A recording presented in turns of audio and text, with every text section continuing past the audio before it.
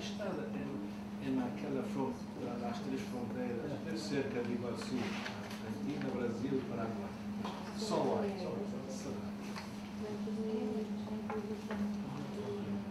Yes,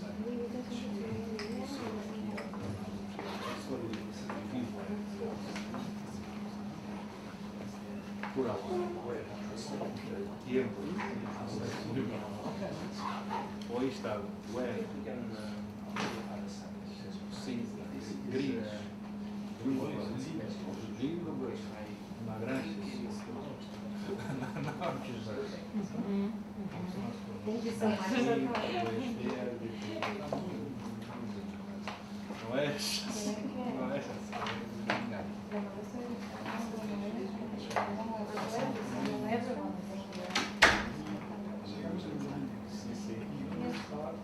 Sim, sim.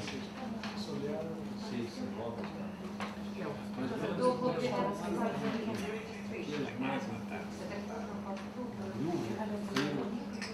Por isso que eles estudam tanto na universidade, porque não têm mais nada para fazer. Então, foi isso que lá está estudando.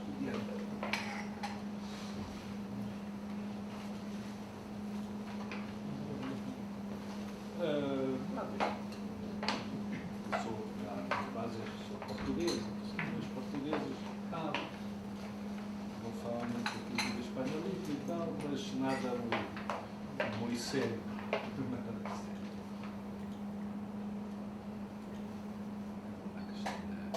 Vizinhança. Não é português. Começava a falar português. La globalización es así.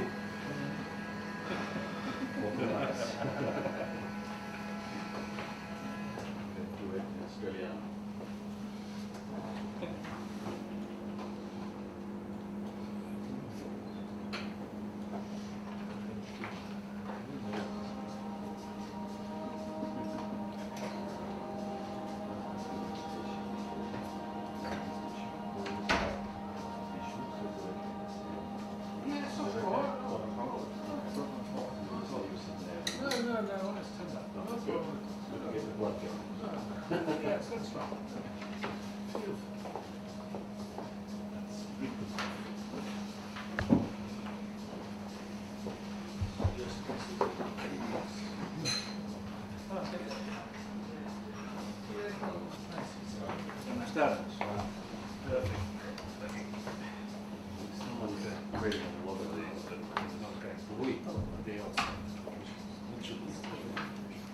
Hello. Gracias.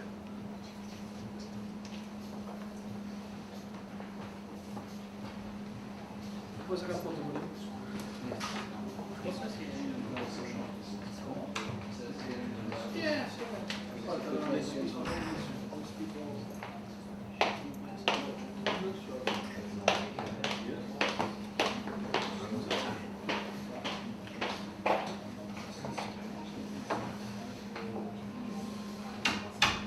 Sim, muy bien.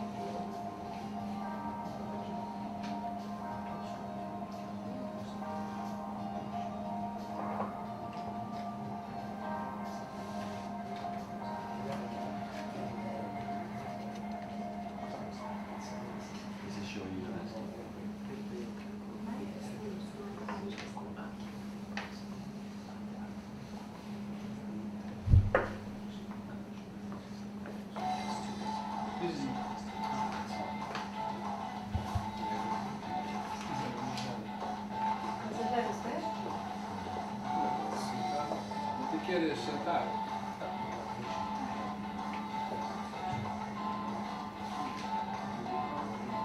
Yes.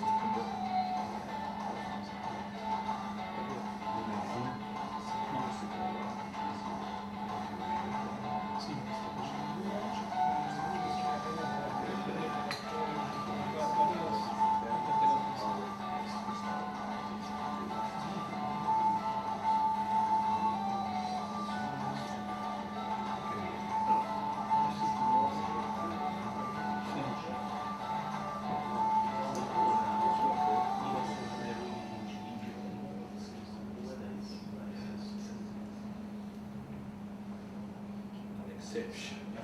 Exception.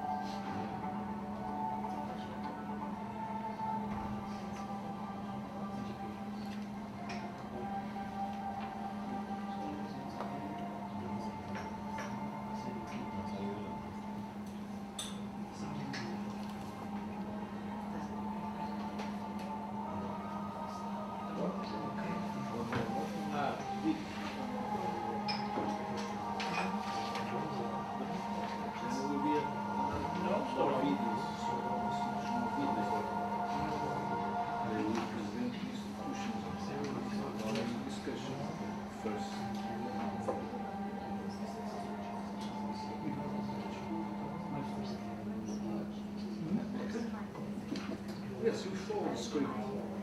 Morning script. It's a kind of film from Ghana.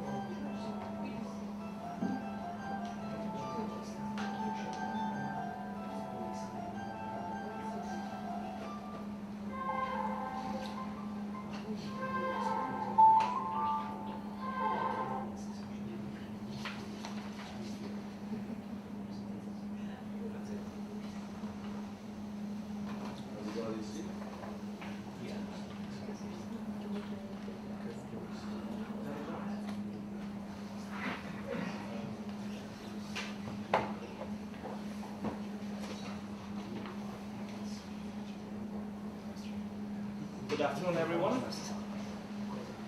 Very warm welcome to all of you to the Academic Union Oxford. We were very pleasantly surprised by geography represented today. We have people from Brazil, from Argentina, from Mexico, from India, Georgia, and Jordan in such a small group. These debates are organized in what we call VIP format, where you can meet each other, discuss, hopefully agree some cooperation and take this relationship further. So that's what we hope to achieve today. I really just want to welcome you, send you best regards from our president, Vincenzo Costibiola, who is also president of European Medical Association. And now I would like to pass on to Professor Rui Verde, who is visiting professor here at the University of Oxford. He is also director of academic programs here at the Academic Union. And the floor is yours, sir. Thank you. Well, good afternoon, everyone. Buenas tardes a todos. Namaste. In Georgian, I don't know. Marhaba. It's in Turkish. So, I only like half of the way, but you have to pardon me. But we are here in the Academic Union. First 3 or 4 words about the Academic Union is an association of more of 200 universities that try to create a platform of change knowledge and a kind of web of universities all over the world to create some synergies and interaction between the different institutions and bodies. It's a private entity that aims to create this kind of forum and to put forward the investment in science, education, and knowledge. Regarding our debate today, we have had a session very fruitful in the morning, and now we have also a very fruitful session in the afternoon, and then I suppose we have a dinner that will be even more fruitful. And so, when we will be angry and tired after our discussion, we are going to speak about the university of the future, and we have two streams. First, you present your institution, and then you present your opinion about the future of the universities. Those are the two streams, and in the end will be a kind of Hollywood Oscar ceremony to give some awards. But that is not the main objective of our meeting, is to discuss the future of the university. I'm going to make only two notes about the problems that I see that universities confront today. One of the problems of the challenges, and as we say nowadays, we don't talk about problems, but challenges and opportunities and those sort of things. And there are two very big ones. First one is the question of jobs. When universities were created in the 19th century, they were pre-programmed to create a certain kind of experts that will occupy jobs in the market. But nowadays, as Hannah Arendt says, we are going to a kind of a society of work without workers. A lot of things now are workerless. Maybe one of you came from EasyJet or Ryanair or one of sort of companies, and you have to put your own bags, make your check-in, put your own bags in the airport, those sort of things. Well, that is one way it's a modernity, and universities are not preparing people for luggage. But on another way, is a symptom that the jobs we are not creating jobs at the same time that, at least in some countries, we are creating graduates. And that's one of the first problems that are happening in a lot of countries, a lot of graduates without jobs that they aim to. And that's a discussion that we have to do. What are universities preparing? Only people for the marketing, for the market, or people who are preparing citizens or other things? That's the first question. Another question is the age, concerns the age of information. When I studied, most of you are young also as me, but we study with books, with family, and we talk with friends and professors, and that's how it was ours. Now we have a new world, a digital world, and that new world doesn't need family, doesn't need books, doesn't need almost anything unless this sort of machines. But through these machines we have almost all world. We can question how long those nice libraries in Oxford will be useful, because they will be outdated. More information will be in the net. So, how can universities adapt themselves to the new world of internet? Because it exists. We can't go to a lecture room and say, you don't use Wikipedia, you don't use the internet, because they are going to use it. So how can we adapt to it? It is necessary to continue to give big lectures, to give classes, or the professor will be more of a coach or a facilitator? Well, those are questions. I'm not answering to any of these. I'm going now to shut up and give you the floor to begin with your presentations. If you don't understand English, I can speak Arabic or Georgian, but I can speak a bit Spanish. I don't know if you want, okay? So if you don't, I can translate not what we call Portuñol, a mix of Portuguese and Spanish. Okay, but if you don't understand anything, please ask. So, first of all, we have the presentations, and from Brazil, but not in Portuguese, and that is. And then from India, after from Argentina, Georgia, and finally from Mexico. Very well, so now I invite Dr. Mike Del Bux, Head of School, International School of Curitiba, Brazil. Thank you, the floor is yours, sir. Here to see. We changed places. Thank you, sir. Good afternoon. My name is Michael Boots. I'm the head of school at the International School of Curitiba, an early childhood to grade 12 school in southern Brazil.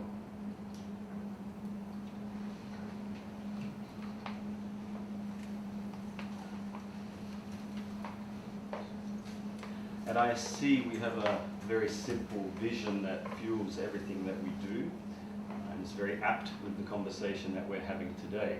At ISC, our vision statement is teaching for the future. Alongside very powerful units of learning, we believe that future generations need to develop these 6 competencies and principles. We call them our ISCs. And they are communication skills, collaboration, critical thinking, creativity, and very importantly, character and citizenship.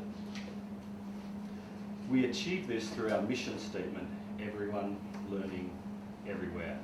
3 very simple words that drive our organization to be successful.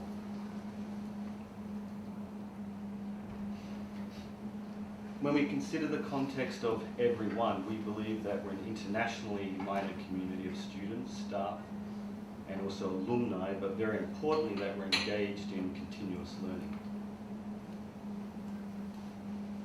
When we do this, we'll build lifelong capacity for lifelong learners in our school. Very importantly, modern schools must be able to define what they mean by learning. At ISC, we believe it's a very visible process that leads to conceptual understandings, competencies, and character.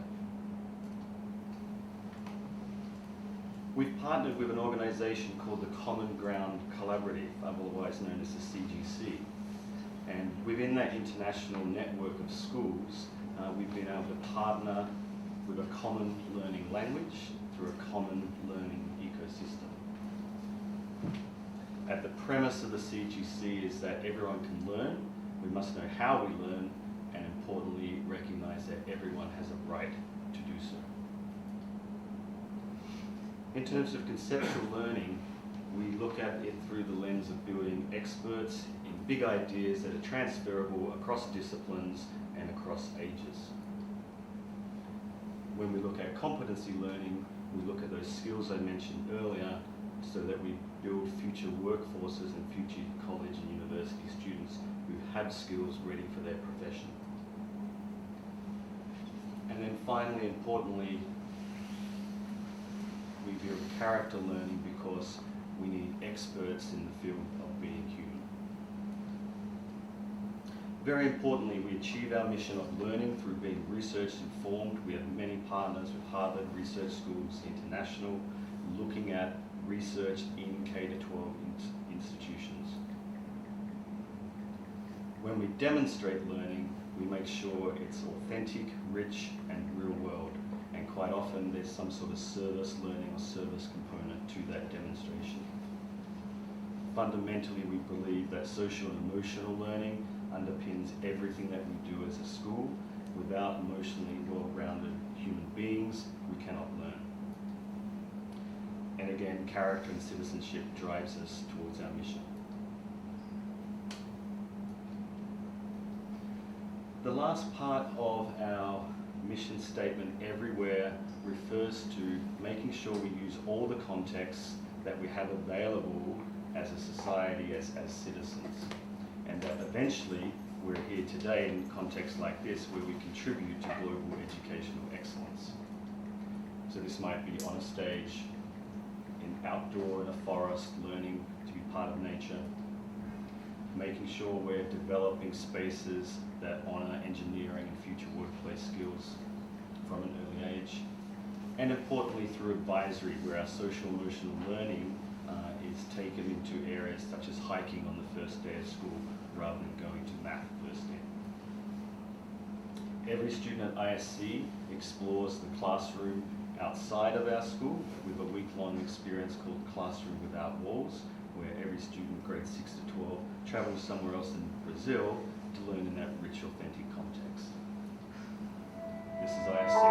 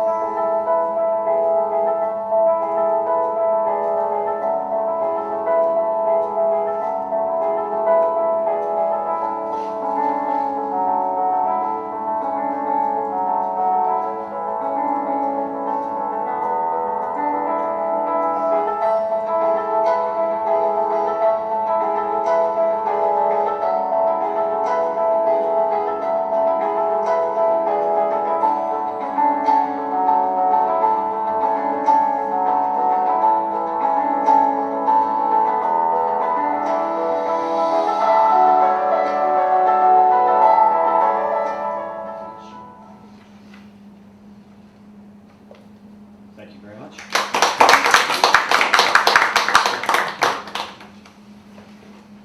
Very well. Let's continue to teach for the future. And now, namaste. Okay. I have the honor to call Mrs. Kinari Somani, principal of Somani Foundation School from India. You can speak, sitting. Sit. Okay. A world where there is laughter, celebration, inquiry, and human experience. A world that cares, incubates, enhances potential. A world that's reassuring, safe, and always there for us. One that we can call our home to interpret our ways.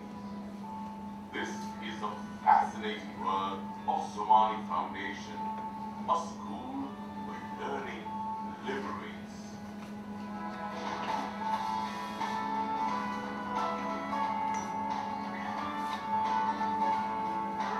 We always wanted our school to be a happy school. Happy children, happy teachers, happy staff, and happy parents. A school where a child is at the heart in everything they do. A school where a child feels home away from home. In past 10 years, we have made a difference to over 2,000 children. Our goal in the next decade is to reach out to many more children. For us, it's just a beginning, which has just a dream to all of us. We are now getting ready for a marathon in building a timeless institution of excellence. We will ourselves for the future. Sorry, stop. It word. Somani Foundation School is not just a tangible assembly of assets. It is collective representation of beliefs, values, and the inputs of every individual who works here. Diversity is a mantra. We have spaces that are non-threatening and informal, which allows us to create room for creative thinking and open dialogue. We make a genuine attempt of providing a balance of cognitive, emotional, social, physical, and spiritual learning through our rich and varied curriculum. Our school's emphasis is on the concept of balanced schooling, wherein non-academic subjects are given the equal weightage as academic subjects. We have some of the co-curricular activities such as dance, art and craft, life skills, and music. We enjoy all the activities a lot. In our daily lives, we learn new things, and this helps us in changing the way we live. Information technology has the ability of speeding up information delivery. So this ability can be used in improving our education environment.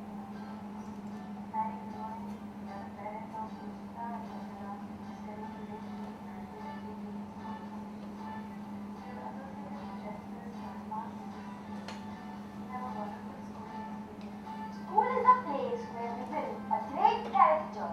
At Somali Foundation School, we feel like one family, where every member contributes to our development, be it teachers or the non-teaching staff. This is a place where one can see members share laughter, stories, and even food. Our philosophy is best expressed in the choices we make. We are happy having a place here in Somali Foundation School. What makes us excited about the school is the fact that it's a place where we are best assured of the fact that our kids get to learn the right kind of education. Important part of being part of team, and more importantly, getting associated with friends and schoolmates of the same age. What is also exciting about the school is the fact that you get to know a lot of curriculum activities, things beyond just learning ABC and drawing lines. I have been associated with this school from last 8 to 10 years. I should say Somali Foundation School has always been like a family for my kids. They just love to come to school and they enjoy the schooling time a lot.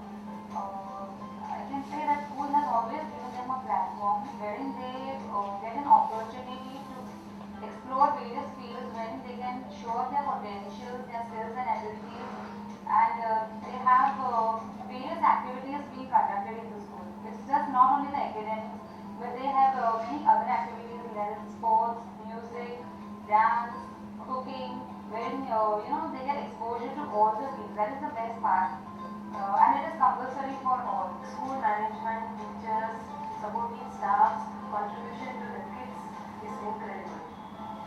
I think without any second thought, we are blessed with wonderful kids and super fruitful schooling experience with Somali Foundation School.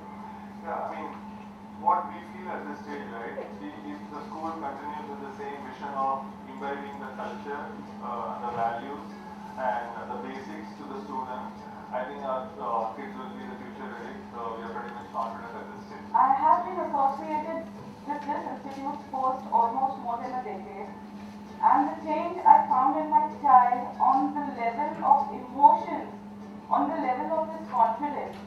My kid was an introvert kid and finally he turned into a super friendly child and the special favorite child of all the kids. I don't know how the school has managed to get it out. The teachers, I don't know how they have managed. The principals, the non-teaching staff, I don't know who has the hand behind this. But it is wonderful feeling to see a child growing in such a beautiful manner. Education must come out of today's need with the change in the world it must change. And that's what we do here in Somali Foundation. We look forward to fortifying our position as one of the best schools in the world on all performance parameters. And I think that there's a great opportunity that lies ahead of us. And I am kicked about it.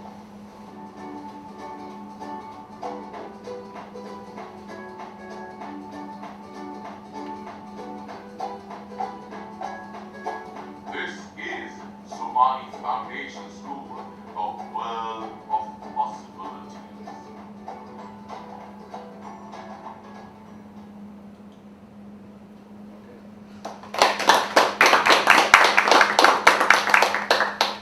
Do you want to add something now in person, live? I think, first of all, hello everyone. As you all have seen my introduction and video, I'd like to introduce myself personally. I'm Mrs. Kimari Somali from India, having a school and looking forward for it is something I think uh, which can change the entire world globally. Like as you have seen in the video, we emphasize more over just not in your curricular activities, but I am emphasized more on playful activities. Each child is very special. Each child have their own quality. So being an educator, it's our responsibility to find out that quality, to brush up that child. So my curriculum is more emphasized, I can say customized, according to the capability of a child. And I think every child is finely capable in themselves. They have some or the other quality which needs to be groomed up. Along with the basic factor, what we always give in the name of education is how to speak, how to present, your learning attributes, your co-curricular attributes, but what actually counts is your own skill. So the development of that skill is very, very important. That's what I'm looking out here for. That's the reason why I'm here for, to exchange the ideas, to get the best out of our discussion, and I'll try my level best to implement maximum things, what we can exchange, we can help each other, and come out to be a fruitful discussion today. Thank you very much. Thank you. Thank you. Now let's go to more grown-up kids, and it's time for Professor Jerome Anchilde, rector of Universidad Nacional San Antonio de Areco, Argentina, from Argentina, rector of National University of San Antonio de Areco. So, we begin with Okay.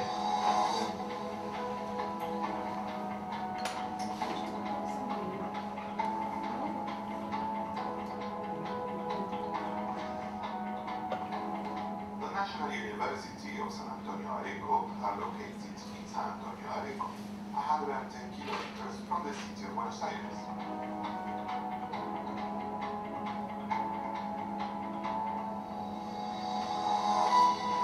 The rector's office, 2 academic offices in operation, 2 other offices in historical buildings in process of recovery, and a 50-hectare field for the development of agricultural livestock practices are also based on the city.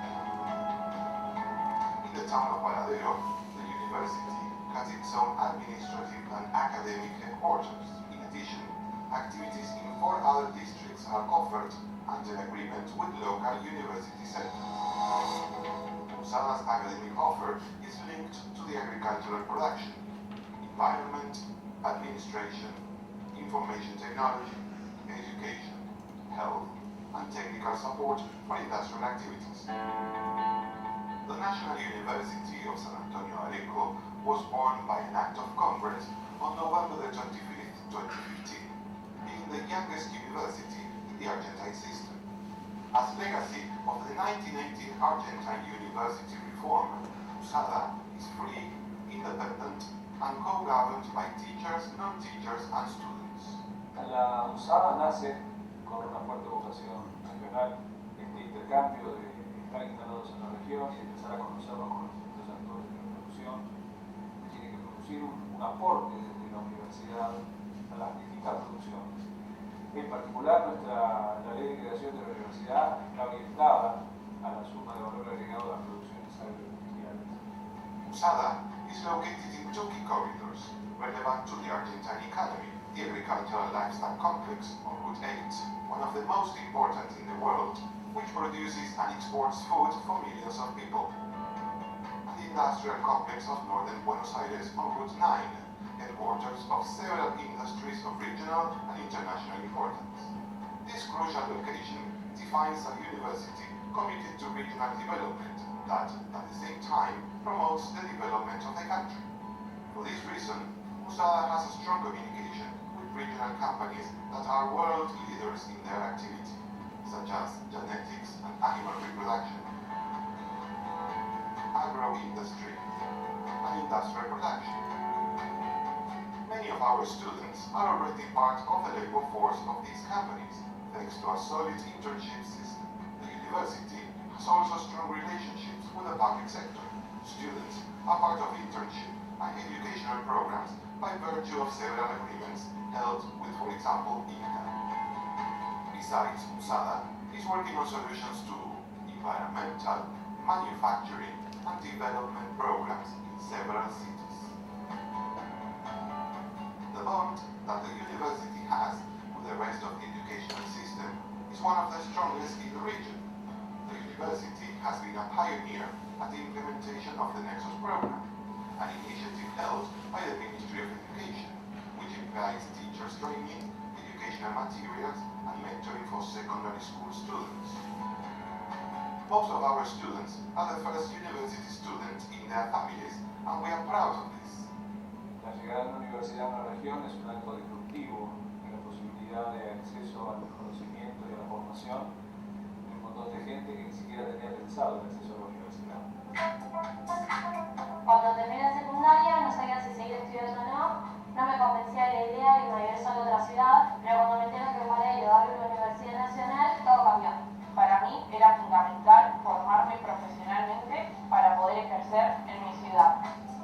Decidí estudiar ingeniería en producción agropecuaria y poder formarme profesionalmente para las necesidades de mi región. Cuando era chico quería estudiar una carrera relacionada a la problemática ambiental, pero las universidades me quedaban muy lejos. Hoy, la Universidad Nacional de San Antonio de Areco cuenta con la carrera de gestión ambiental. But we know that for a student to graduate, gratuity is not enough. Hence, we fund scholarships aimed to different objectives, and we support students by offering activities such as mentoring programs, cultural programs, sports, and health promotion. Lo bueno de estudiar en una universidad que se está iniciando es que el contacto entre el profesor y el alumno es totalmente cercano. Besides, USADA has, from the very beginning, related to the community through different workshops and activities on several topics: new technologies, culture, dancing, language, etc.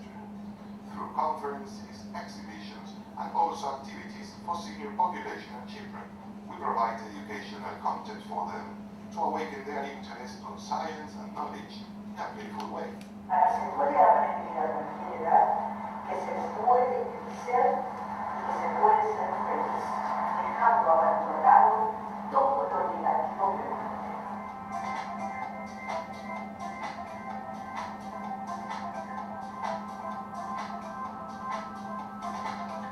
Lo que me interesa es pensar en potenciar las buenas prácticas agropecuarias. Mi desafío personal es abrir un espacio para la mujer en el mundo agropecuario.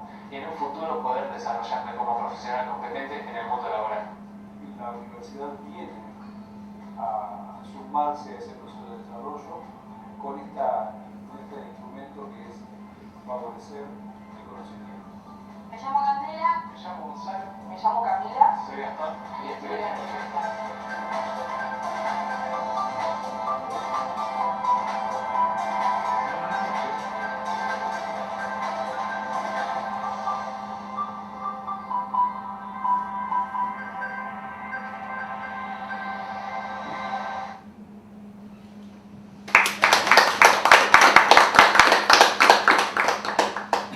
Thank you. Muchas gracias. ¿Quieres acrescentar algo? You want to say something more? Yes, I'm grateful to be here today. Everyone knows what Oxford University means for all of us who works every day at university all over the world.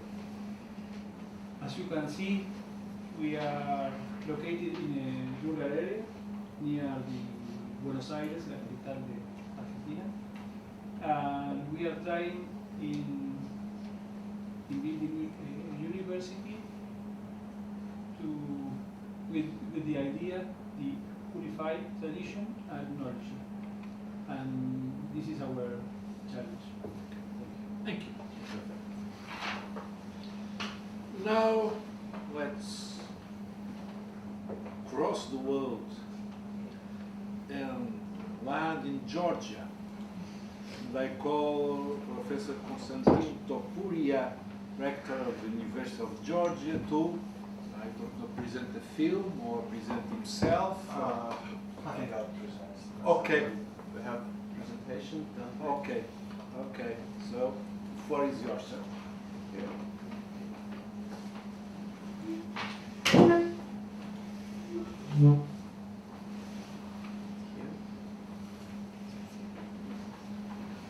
The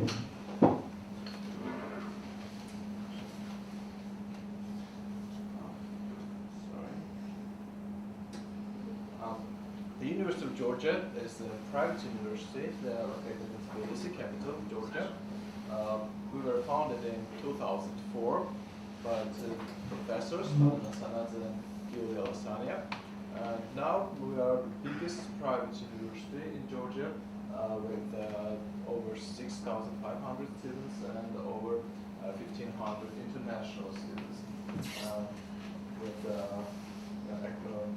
over 200 academic staff and over 50 programs. Let's keep it. So, we have 6 schools. We're quite a multidisciplinary university. School of Law, School of Business and Administrative Studies. And within the schools we have departments. For example, in the School of Business and Administrative Studies we have the Department of Business Administration, Economics, Department of Marketing Management, etc. School of Social Sciences, School of Arts and Humanities, School of Health Sciences, School of Science and Technology. And we run all levels of BA, Master and PhD programs. In the School of Arts and Humanities we have BA programs and Master programs, and most of them are delivered in Georgia, but we have we have some international programs where international students study. For example, English philology is in English in the school, and we're very proud of our archaeological expedition because in Georgia, historically, Georgia is a very old country with old civilizations living in different times on this territory. So we have some archaeological expeditions, centers where we operate all the time, and we have quite interesting artifacts rebuilt. In the School of Social Sciences, we have also programs in political sciences, journalism, international relations, public relations, psychology, etc. We also have a School of Law, but with the international business law is delivered in English. School of Science and Technology, we have programs in informatics, engineering, electrical and computer engineering, mathematics. And by the way, it's quite new that we have master program in blockchain. That's not common, not only in Georgia, but in the world. In the School of Business and Administrative Studies, we also have programs in Georgian and in English. And what we're very proud of is that our startup factory. I'll talk about this. School of Health Sciences, we have most of the English round programs are within this school because many international students they prefer to study medicine and specialties related to the medicine. So we have medicine, nursing, pharmacy, health administration, dentistry, and public health.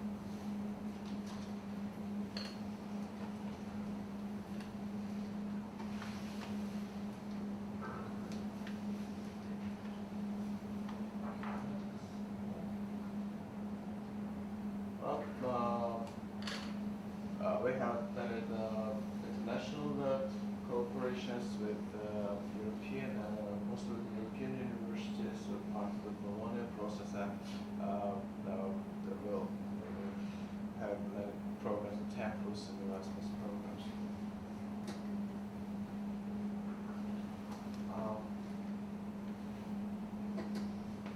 We have quite a high rate of graduate employment in Georgia because Georgia is not a rich country, so there's a quite high level of unemployment in Georgia. Almost higher, 93% of graduates when they're well employed. That's quite high now because because for the biggest state university, for the biggest state university, the same number is only 40% of graduates, or only 40% of graduates are employed. Whereas here we have the highest number in the country. And that's about our startup factory that we're very proud of. Here we can here students we help students to create their own create their own businesses. Those who have some entrepreneurial skills, and we also help them to accelerate their businesses, and finally help them to link. We will link them with the investors. And by the way, not only our University of Georgia students, but students from other universities are coming to the University of Georgia. And when Dr. Verde, you were discussing the topics, important topics, that's how can universities fit to the new demands, and what are the new skills that are demanded on the market, and is the academic education fits to it or not. So here in the startup factory, the university runs startup factory, students can acquire knowledge and skills that are not less important in some cases than some academic knowledge. And by the way, students from the state universities are coming to the University of Georgia, the private university, and much smaller than the biggest state universities, but students from other universities spend more time at the University of Georgia than their home universities. Sports, we have sports.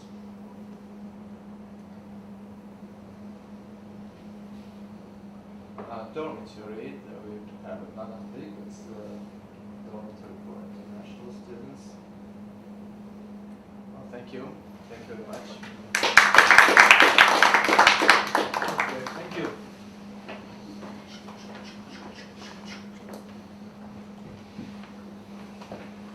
Well, a very enticing exposition about the University of Georgia, and if you have added the champagne from Georgia, it will be perfect for us to go there. Maybe the second time I'll do it. Wine. Georgian wines. We're famous for Georgian wines.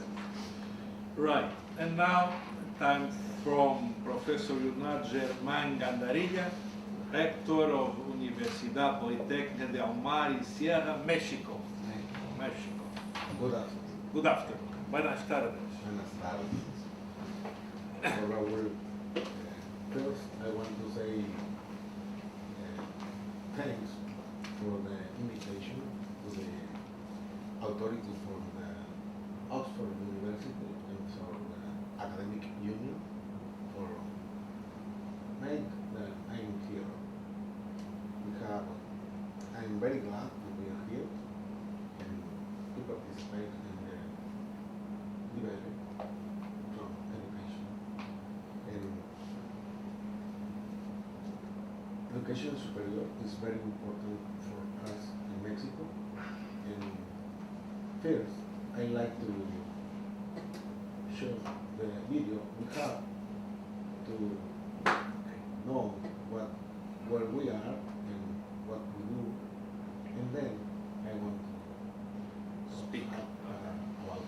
Okay. Okay. So let's look at. The Universidad Politécnica del Mar y la Sierra is located in North America in the Mexican state of Sinaloa and found in La Cruz, Elota.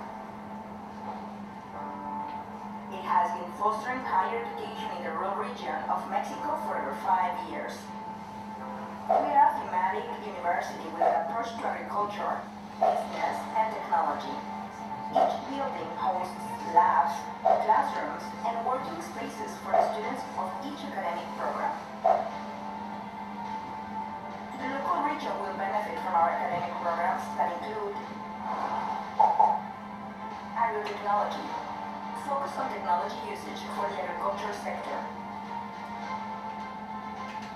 Agroindustrial, focus on the process of foods and packaging. Animal production, sustainability of focus on local, national, and international businesses and commerce treatises. IT, focus on development of cutting-edge technology. Tourism, focus on administrative work and touristic projects for local, national, and international needs. Physical therapy, with an approach to local necessities, the students are trained in the field of physical therapy, focused on field work. Each career was proposed considering the economical activities of the area and the lasting impact that it will have for the development of the local area. The central part of Sinaloa, where we are located, has a strong economical impact on the state finances, which the main production relies on chili,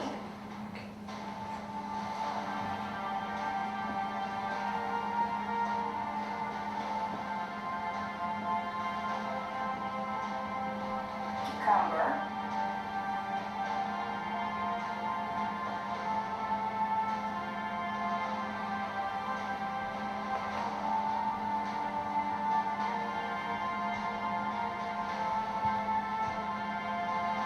tomato,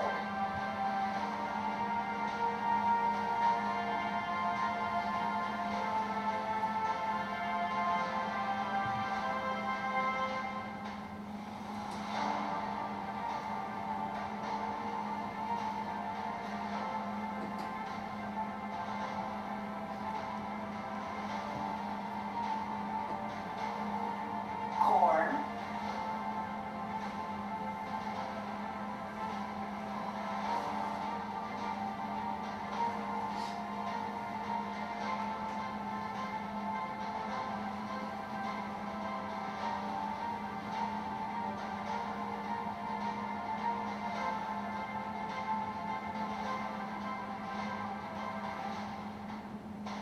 and livestock.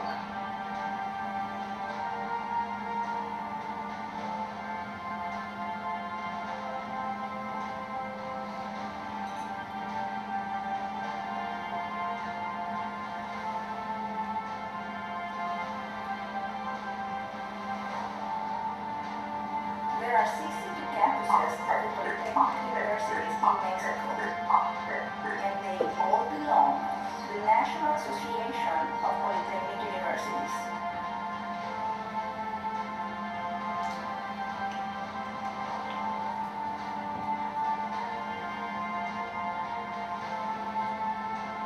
You can find Polytechnic University on 70% of the municipalities with less educational coverage and on 30% of the capitals of each state. 70% of our students are the first generation in their families to have access to higher education. Each academic program lasts 10 quarters, and they have interaction with companies and the industry during the 4th, 7th, and 10th quarter. We have an average of 70% of our students finding a job within the first 6 months after graduation.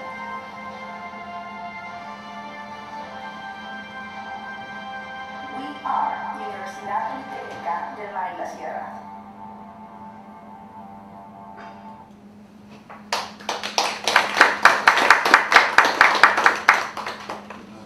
I said,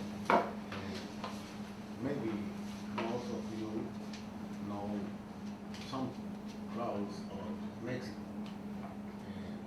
This subsystem which we belong, we are 62 universities in Mexico. In 20 years, almost 20 years, we are graduated people. But now we have more than 103,000 people in this academic city. Mexico have difficulties to have more young going to education superior. We have one of the lowest percentages in the world, and our president now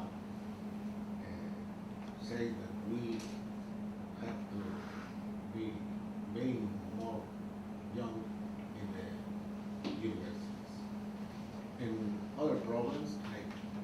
integrity and corruption.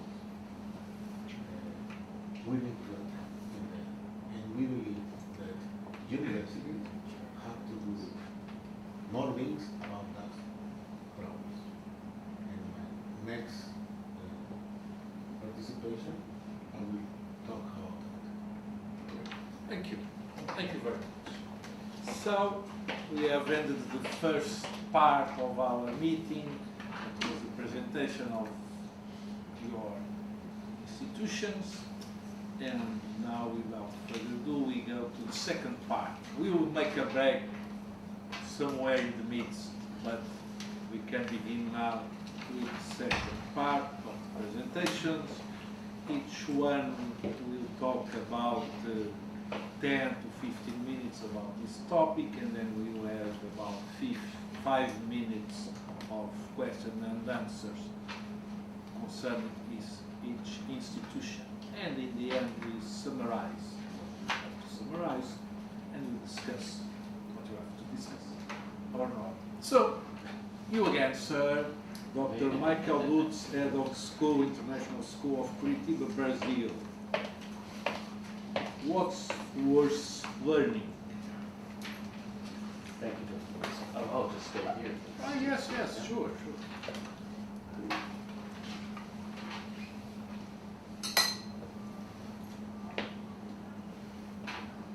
Good afternoon again. I introduced our school earlier, so hopefully you know a little bit more about the International School of Curitiba. As a leading international school in the region, it's my pleasure to represent some thoughts from this educational sector and regarding what this might mean to universities of the future. When we consider the universities of the future, the topic, what's worth learning, I feel is a particularly apt area for exploration. New data from McKinsey Global in the last 6 months suggests a mismatch between the skills today's workforce have and the skills future employees need. By 2030, the change in hours expressed as a percentage of difference has dropped by nearly 11 and 14% in regards to physical and manual skills and basic cognitive skills for the workforce of 2030. Conversely, higher cognitive skills, social and emotional skills, and technological skills make up 9, 26, and 60% more time in the workforce in 2030. So if we look a little closer at some of those skills, and that's the theme of what's worth learning, these 3 areas this afternoon.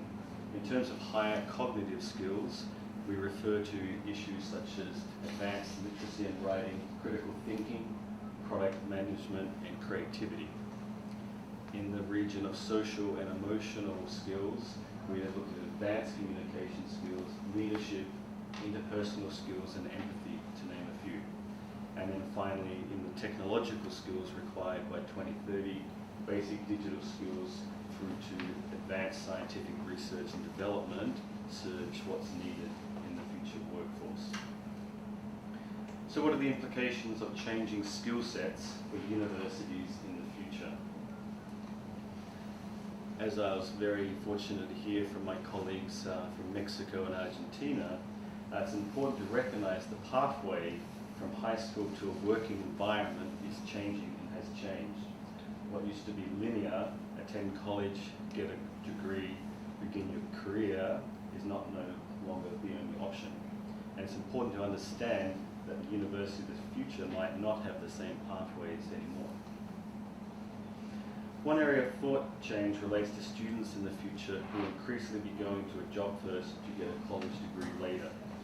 This, while also an incentive-based and attraction mechanism for top employers, is also indicative of potential gaps in university content and making sure future employees graduate with the right sorts of skills to be proactive in the modern workforce. While not necessarily a unique new concept, this disruption is being driven by several converging forces. A change in consumer demand among prospective students, the unsustainable rise in college tuition, extreme negativity about the work readiness of college graduates, and emerging talent acquisition and attraction strategies by employers. So many companies and universities have already begun this change in approach regarding what's worth learning. For example, at PwC in Australia, they have a higher apprenticeship program where students develop skills across business while partnering with technology in formal training while studying to get a qualification while working. In a similar situation in KPMG here in the United Kingdom, degree apprentices study alongside full-time students to receive some additional support tailored to their specific needs. It's a 5-year program that combines academic study with practical work experience.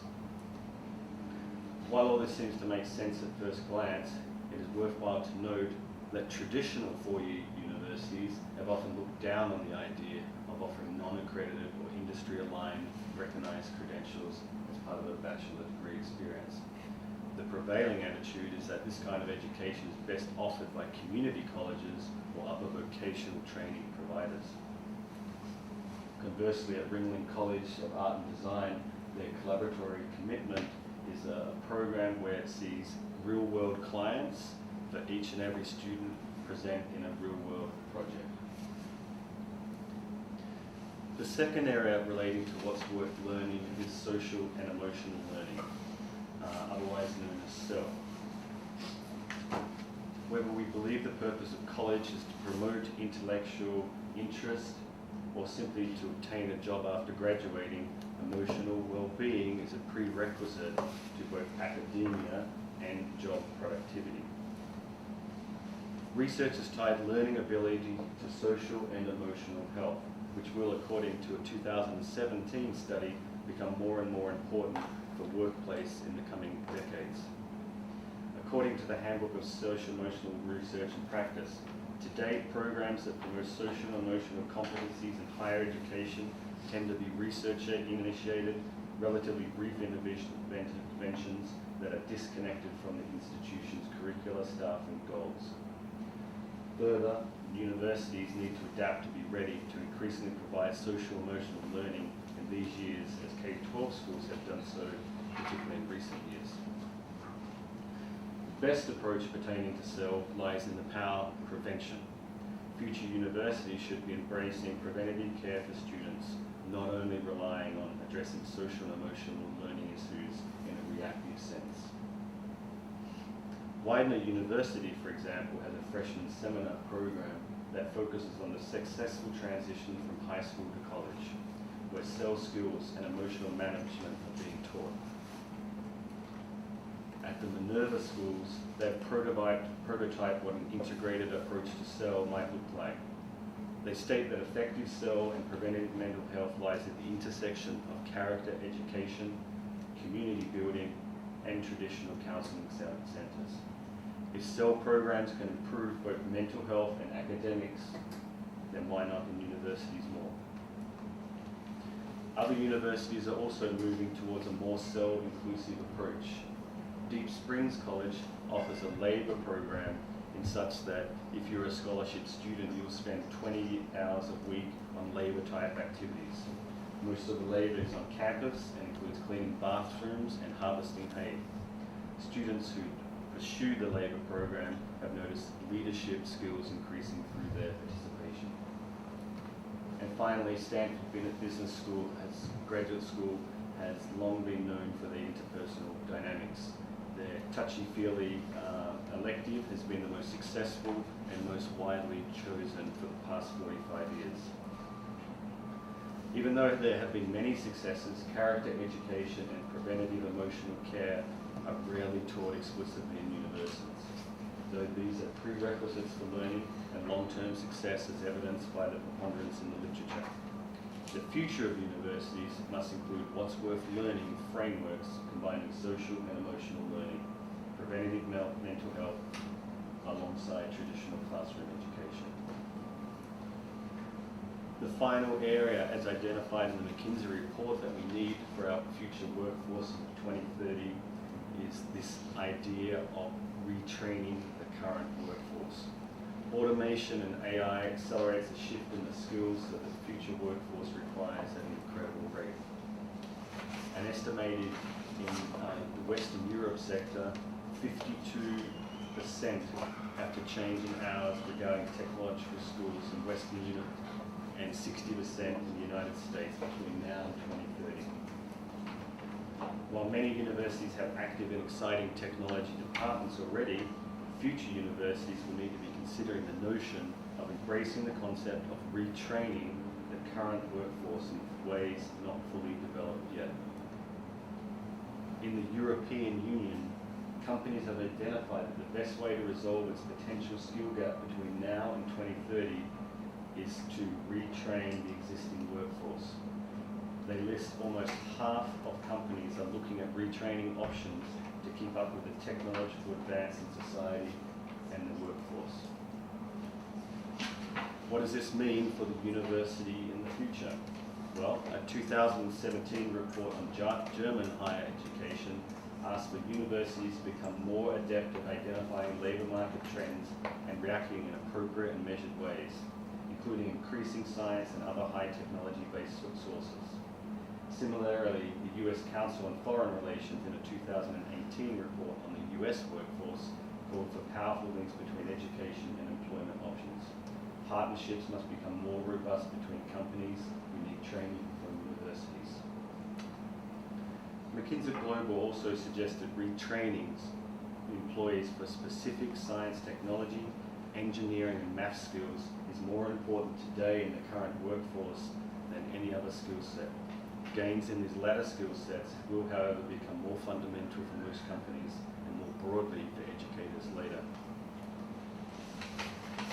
At this exciting juncture for universities around the world, it is clear that the need for our future workforce must instinctively drive dialogue and change in our systems. Retraining the current workforce in areas such as AI and technological advances. Partnering with companies with relevant, authentic learning opportunities, and providing stronger social and emotional learning as part of the university experience defines what's worth learning and how the universities of the future should be framing their thinking. Thank you very much. Thank you.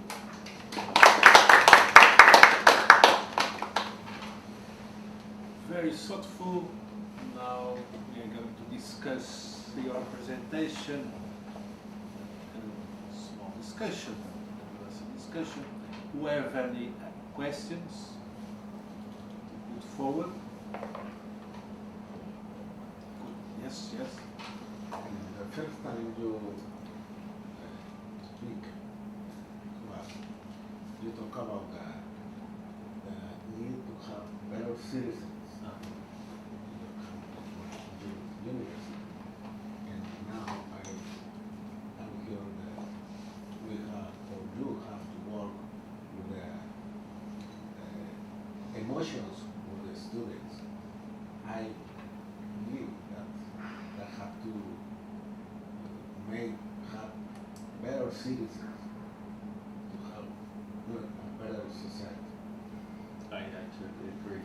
The synergy between social and emotional learning and character and citizenship development is very well evidenced in the research. So I totally agree with that point. But I have a point. Yes, I have a point that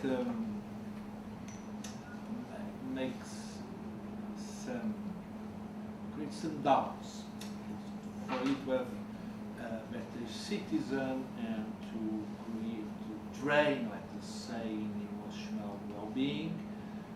You need to expand your syllabus to create a kind of training or something, and that something will cost you money. So my question is, are you going to slim the other part, the more technical aspects of the syllabus, or are you going to finance this new approach with money, and if so, from where? Sure. Because that's the point. In the morning we have seen also that question that Monsieur defended was the good human being. To create a good human being will be the main aim of the university. But how can we do that within the present syllabus? And if not, where is the money? Yeah, I think it's a really great point. I think there's two areas to respond. The first is in regard to social and emotional learning. A lot of the great work that's being done is pretty cost neutral. Things like mindfulness program, creating time, creating opportunities for students to peer coach one another, creating mentor networks within schools. So while there would be costs in terms of time management, a lot of those options are readily available. I think the second part, which also lends into the first argument about what's worth learning in terms of partnerships. I think as the gentlemen from Mexico and Argentina have utilized very well, when we have closer partnerships between our universities and our workforce, it doesn't necessarily include any fiscal responsibility there other than time. And I think some of those strong mentorships in terms of apprenticeships, in terms of stopping the learning to make sure it's applicable in the workplace could be achieved readily easily. Any more questions? Okay, so fair enough. So we proceed to the next. And next will be from Georgia, Dr. Puri again. Universities should cooperate, not compete. Let us compete. Thank you very much. Well, frankly speaking, I had a very little idea about the formats of the conference and so the size of the audience. So I'm afraid that my speech I prepared is written in a very loud language. But since we are broadcasted and very eligible to the broader society, it may still work. Okay, I'll read that. I'll read some parts. As you wish, no problem. We have plenty of time. We are ahead of schedule, so as you wish. Feel free.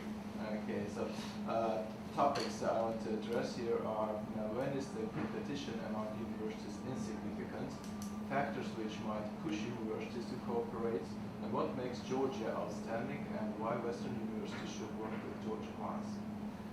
Despite the fact that generally universities can be regarded as each other's competitors, there are nevertheless important circumstances in this field that move competitive aspects to the rear corner and the partnership perspectives to the front. First of all, we must consider geographical factors. Despite the fact that the world is in its most globalized today, because of the features of the educational business, most universities around the world still remain local regional players, and they are engaged in different geographical areas. Clearly, there is more competition between individual universities in each of these regions. However, competition between universities in different regions is minimal. For example, Georgian universities compete in the Georgian markets.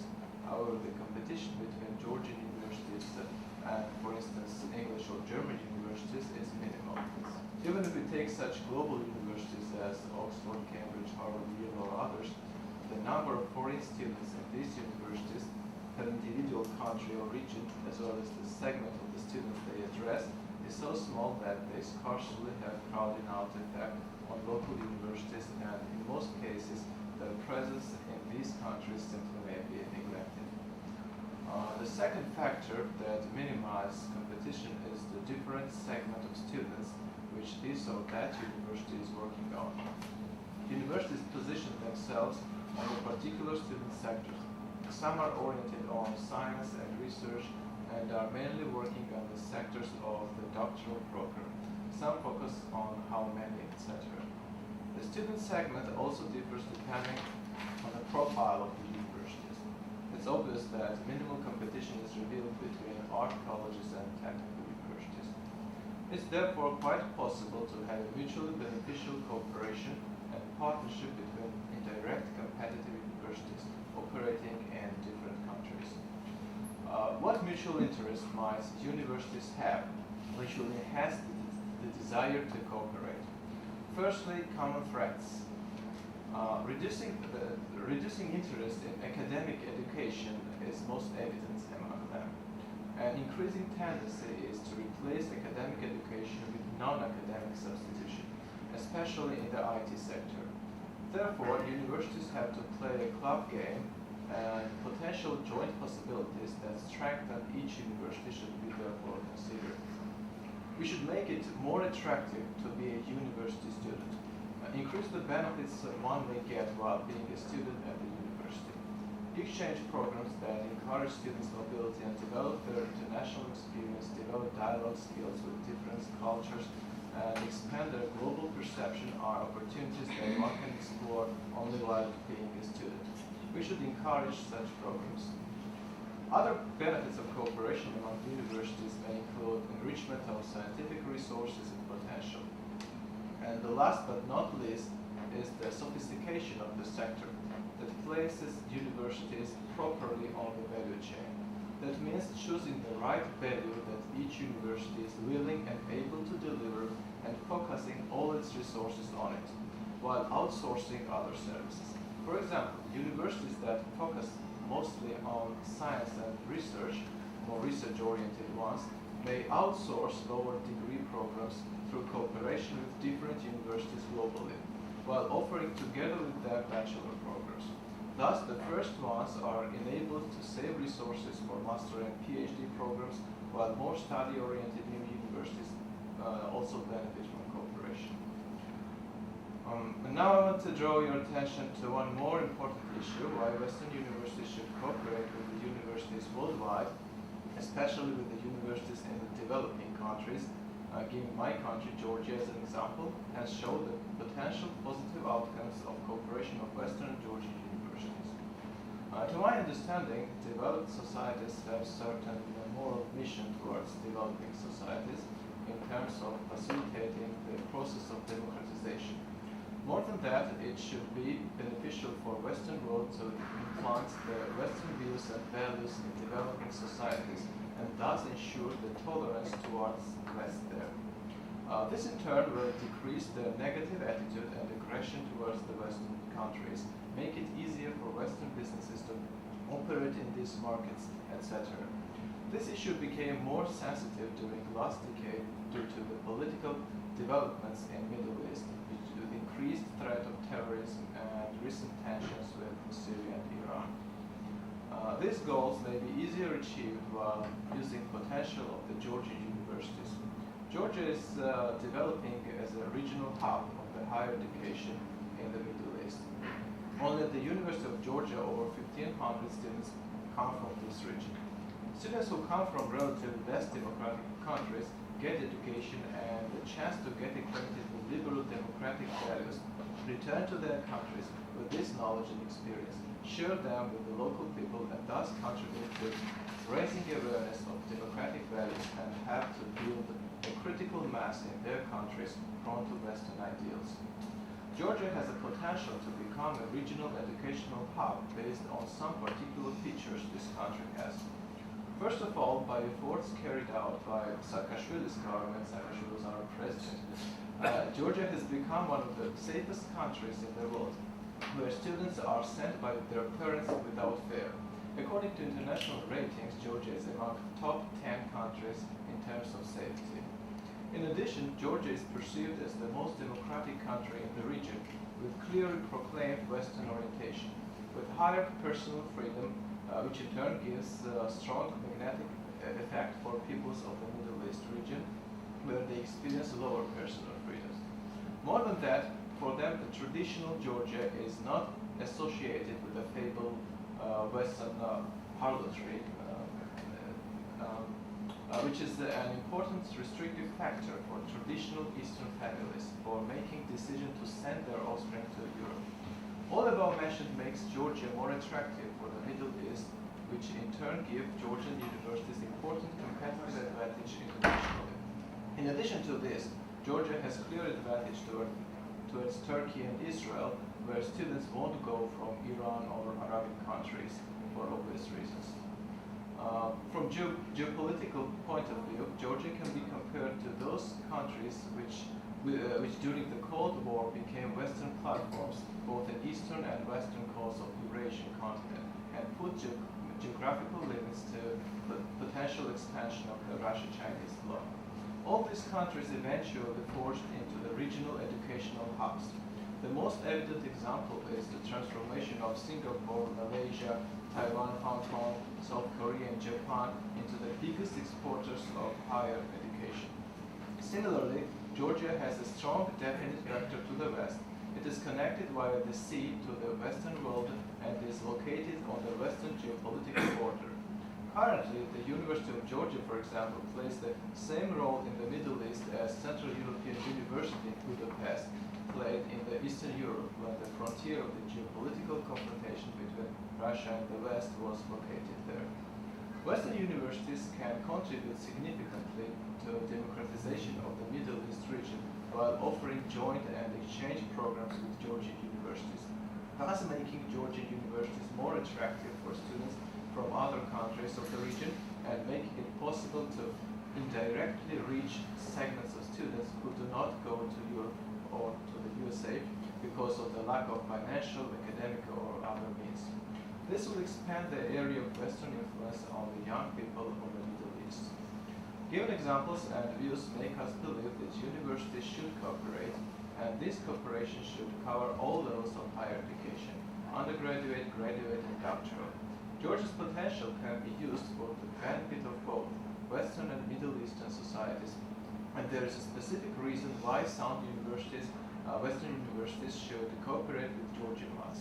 And I strongly believe that this cooperation will be mutually beneficial, not to mention the benefits donated to the both societies.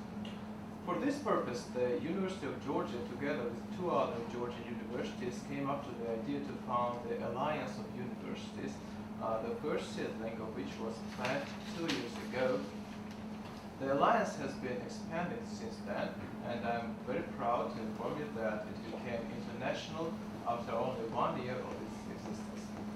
The main goal of it is exactly in what I have been trying to persuade you during my speech.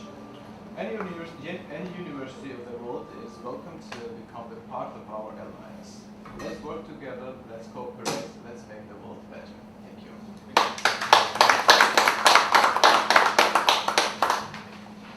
Thank you very much for your presentation concerning the benefits of cooperating with Georgia.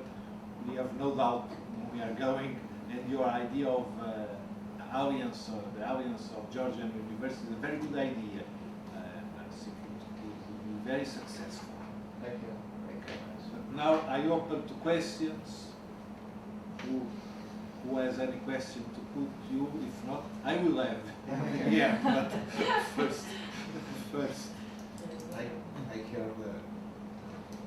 like all the people here, the presidents and rectors, your country and your university are looking to other universities to have a cooperative agreements to increase our levels of internationalizations and have higher education in your country. I want to say congratulations for the safety in your country and the democratic levels. But I heard in the first presentation that you have a very high percentage for employment. Unemployment. And I want to ask, how is the level of coverage percentage Corporations? in your country? What is the level of coverage? Absorption? Corruption. Okay. Corruption. No, absorption. Absorción del mercado de empleo. Yeah, like how fast they going to getting a job. Okay. But we have some statistics I can tell about our students. So mostly students on their third year are already employed, and almost 100% of the students up to 6 months from their education are already employed. They may change their job, but they find the first job even while they're still students. Mostly 70% finds that is employed while still being students, and over 93% of students are employed during the 6 months after graduation. More questions? Okay. Actually, I do like the presentation of Dr. Constantine, and I agree with all the points he mentioned and the factors, which is very encouraging in Georgia. But I believe for the future universities, if we want to go internationally and increase our cooperation and improve our collaborative educational links, one shall consider the e-learning and the blended learning issue. Focusing on this issue, I believe will increase the international students and the cooperation among the international staff as well. And I don't think Dr. Constantine mentioned anything about this. I did not. By the way, the alliance that I have mentioned, the first project of the alliance was the project of the e-learning, and we offered our government, our parliaments, that let's say the framework, how maybe the legislation should be changed to meet the needs of the e-learning. Thank you very much. Any more questions? Okay. I would make only a small final comment on the possibility of Western universities being the forward flags of Western values. Well, maybe yes, maybe not, because what is happening in a lot of Western universities is that the main trend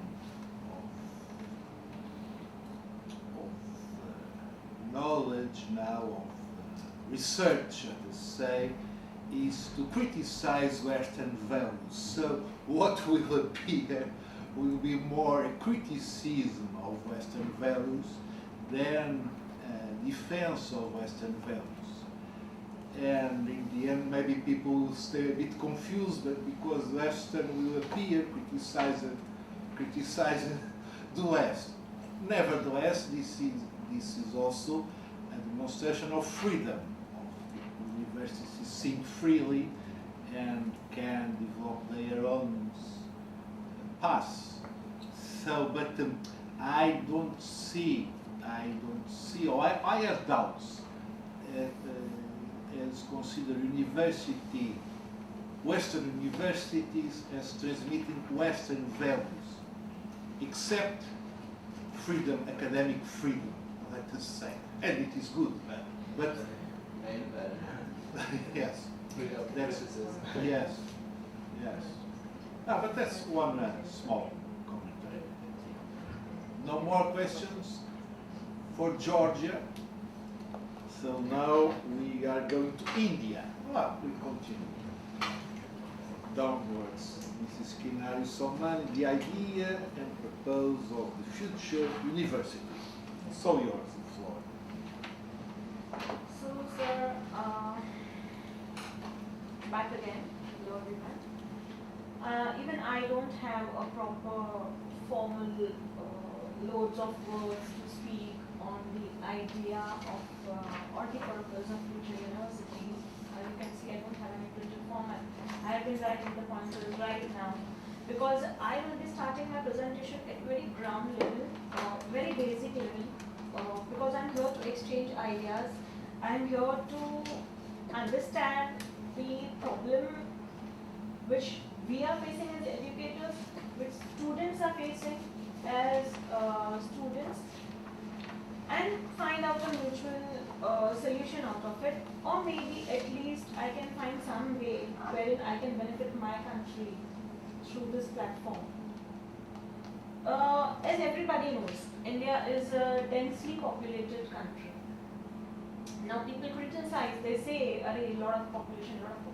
To my eye, a lot of population is also a plus point because it's a huge market. This is to inform you all that every year there are 3 million applications for graduation program, out of which only 7,50,000 students get admission, and out of which 5 lakh students get graduated every year. Now, why this difference? Because of various reasons, various issues in my country stated, maybe you can say deficiency of infrastructure, finance. As far as scholarships are concerned, the opportunities I feel can be much more in my country than what is pertaining right now. I don't say that there's no international intervention in my country right now. There is. There are schools, there are universities, there are colleges that come up ahead with campus in our country. But I feel that, at international level, when we are discussing education and specifically when we are discussing graduation and post-graduation program, what should be the target is a maximum number of students should get benefited. Wherein I don't feel that the maximum capacity in my country is being utilized properly, prominently. Of course, as Sir rightly said, e-learning, distance learning is again they end up choosing e-learning program, distance learning program because they don't get admission in their cities, in the prevailing university right now in India. More number of universities and more number of tie-ups, more number of intervention in my country, I feel this is the right time where we can bring a revolution in the field of education with international intervention in my country. One more very important aspect, why any of us go to university to educate yourself. There are 2 factors when we talk about job securities and education. Job securities, a student like who's pursuing graduation, who's even thinking of going ahead to masters, that would be the first reason to gain an experience, hands-on practical experience with what the child is learning. The second thing is because 60% of the crowd in my country is below average line crowd, or you can say average line crowd. Okay, those who cannot afford lakhs and lakhs of rupees every year to be spent in an international university to get a quality education. I feel we need to target them. We need to find out some way through international intervention that we can bring more and more chances of scholarship or maybe job opportunities through which they can balance themselves with the financial challenges in their life and become a better person for future. Again, there is an effective inculcation of knowledge that should relate to real life. There's a lack of many things when we talk about education in university. We go to the room lectures, like rightly sir said, blended education. Blended education means a combination, I think, of traditional education as well as an e-learning, digital education. But then I would like to add one more aspect to it, which is practical learning. Like, I'm running a school, right? I feel that right from grade 8, we start scrutinizing a child's interest areas. Okay, you're good in science, okay, you're good in maths, okay, fine. Are you good in law? I mean, individuals and societies? Fine. So that point onwards, we tracking the child, and I feel that during their junior college years itself, we groom them, and as soon as they start their graduation program, from day 1, the stream, you need to choose a stream, a particular stream. They should have a job in their hand from the same day. Maybe not a full-time job, maybe a part-time job that might assist his practical learning, because eventually what all facts, figures, and what all discussions we do here on table, or maybe on our presentations, or maybe on the worksheets, when you go out to practical world, the things are actually different. And and that hands-on experience will work wonders for the students. So my idea is, like, if you ask a child in 13th grade, like, just explain me a hierarchy of corporate company, he might not be aware of it completely. What is racism? What happens exactly? So if that child is working when the child is studying, he'll get the actual practical hands-on experience with how things work when he moves out. Apart from this, I feel student exchange program we should emphasize more on student exchange program with the well-versed universities. Like, I am highly impressed with his presentation, like, wherein he is actually the university is actually practically implementing many things. Like, he is felicitating the child with an investment proposal also. So this is what I think we are looking forward to make world a better place. Like, where we can assist, we should go beyond what we are doing right now in future to assist the child to become successful child. I feel all the universities sitting out right now over here will always dream of only one thing, that my child, when steps out, becomes a super successful individual, a super successful citizen.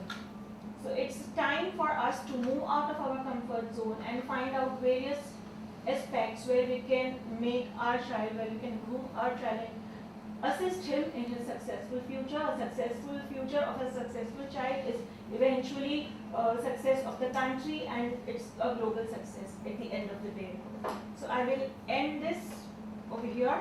This is what my idea is about future university, the main aspect being finance, scholarship, and education being underutilized in my country, which I feel can be worked on, yes, in a much prominent and efficient way. Thank you very much.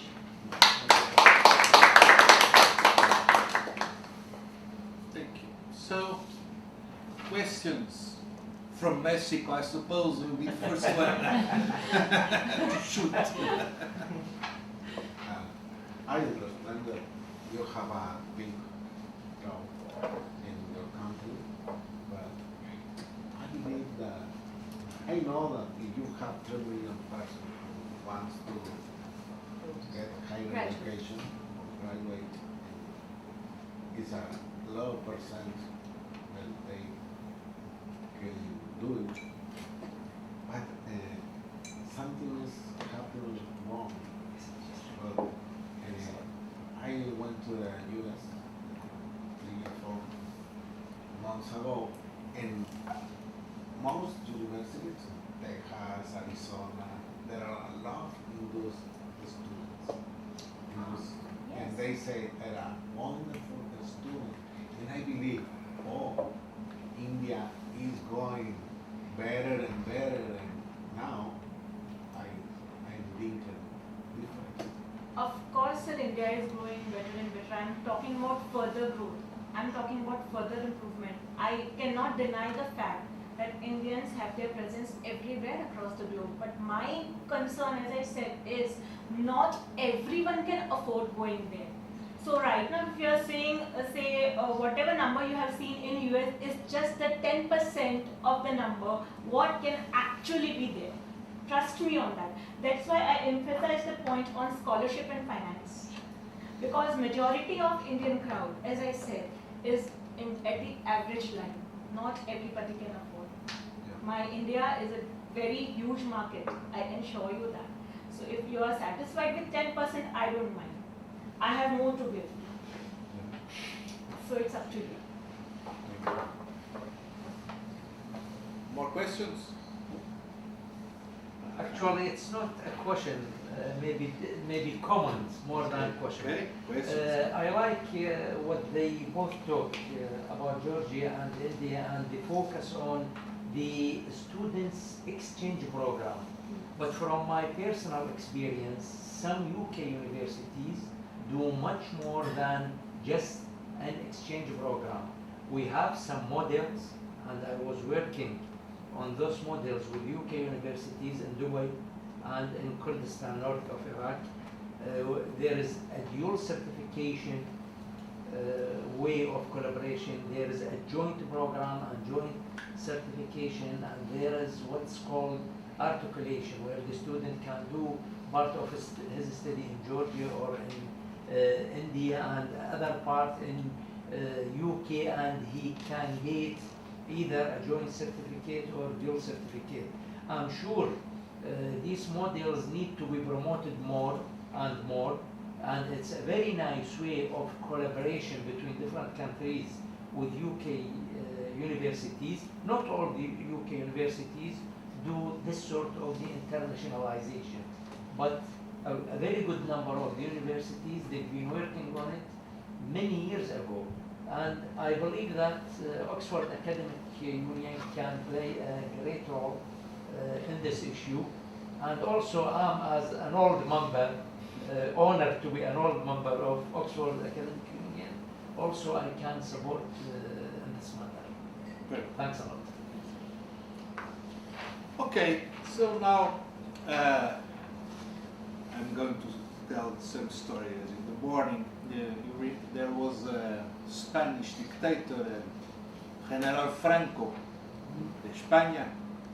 General Franco, the dictator of Spain, used to have very long councils of ministers.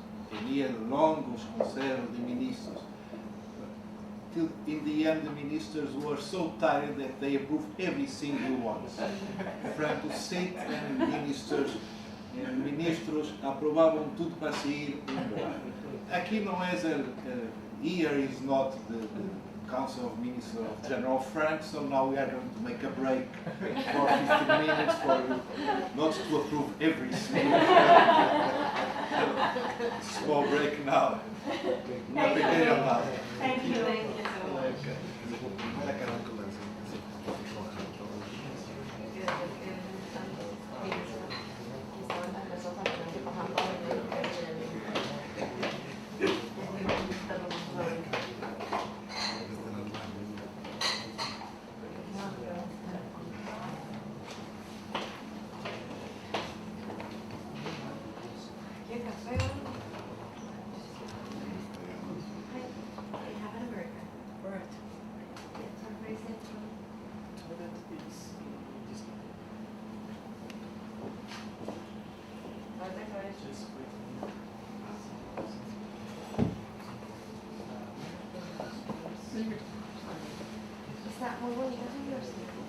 Thank you.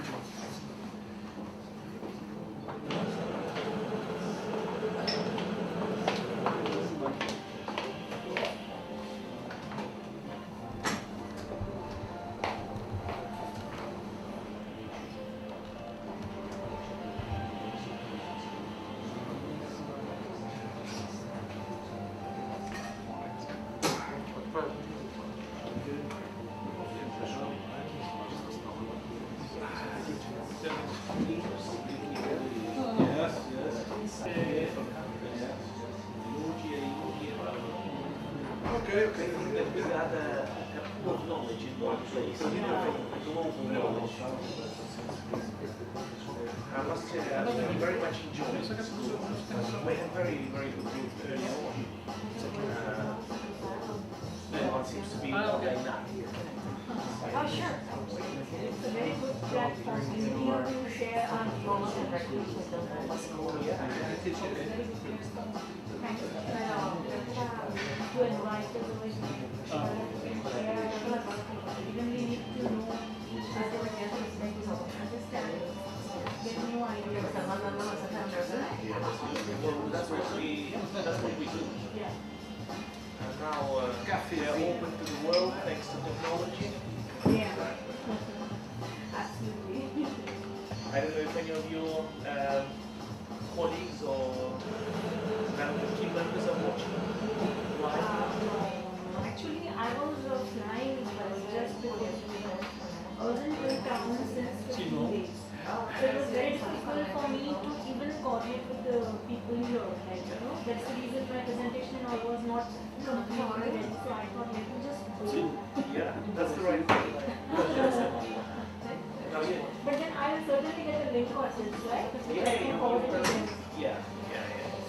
You can also watch it recorded for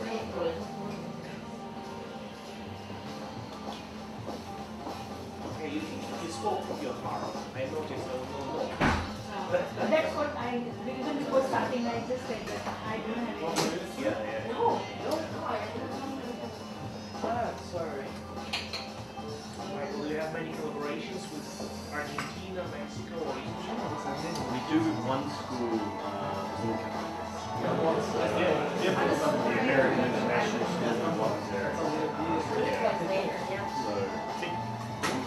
generally, overseas schools are now American schools. But not discontinued university. But very interesting workplace cities.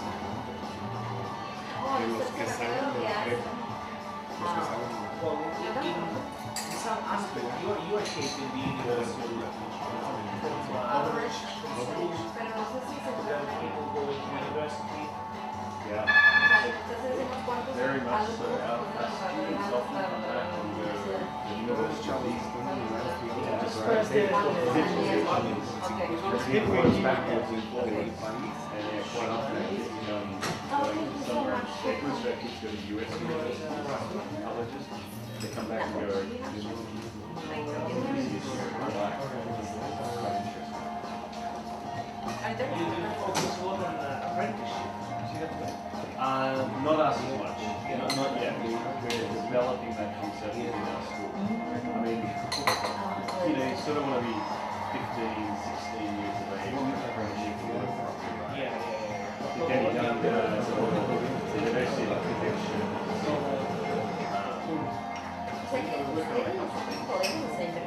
Yes. It was interesting, we're talking about schools. I've always found that very confused when they use your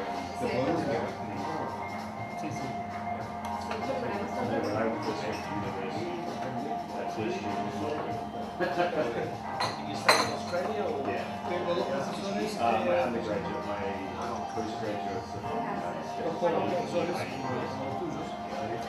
Haciendo un magíster 2 años. Yeah. Yeah, I wasn't expecting to be quite so internationally. It is. I was expecting a lot of people from Pero toda la vida y todo lo I think I'm the only one that's moderately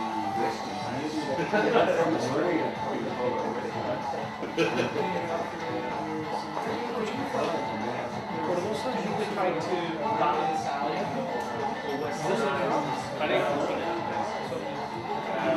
the university generally has a lot of we're trying to do what people actually need. In India, in Argentina, in Brazil, and make that work, make that cooperation. Was morning group similar to that?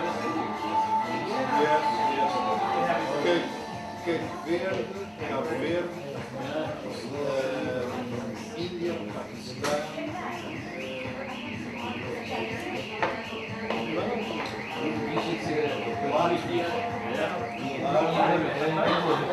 Yes. One place where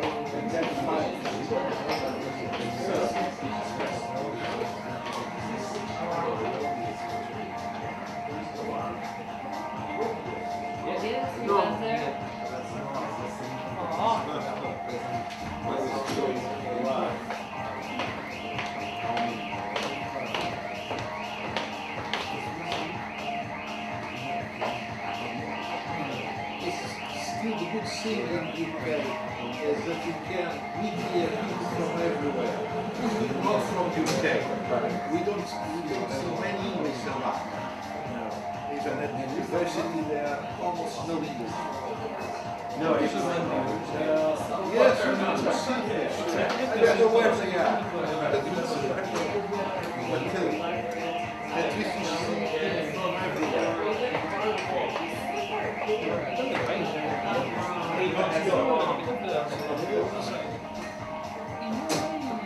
heard you say before that you could live stream go back to the start. Yes, yes. All right. Well, you can watch it in recording. You'll leave that up on the site for a while? Yeah.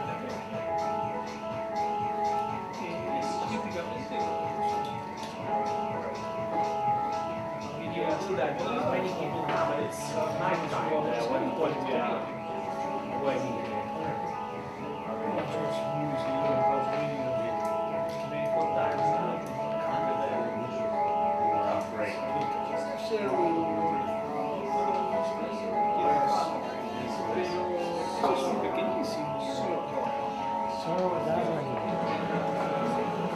Thank you very much.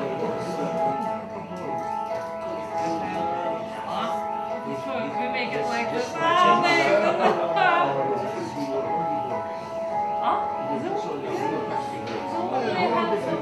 He's almost 9. On the 27th of May, he's going to celebrate his. Oh, you know, a lot of people tell me that I'm such a bully about this. No.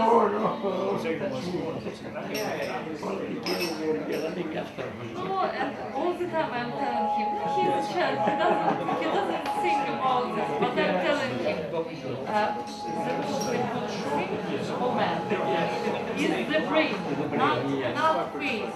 So, in your adult, don't think about this. I'm telling him once because I understand that he will, he will attract some attention, I understand. And I'm telling him in advance, otherwise, I explain him, otherwise I would kill you. Yes. Yesterday I went to St. Anthony's.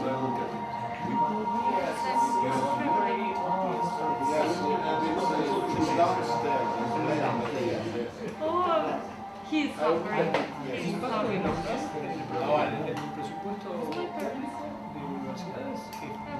Professor, and I go there every week.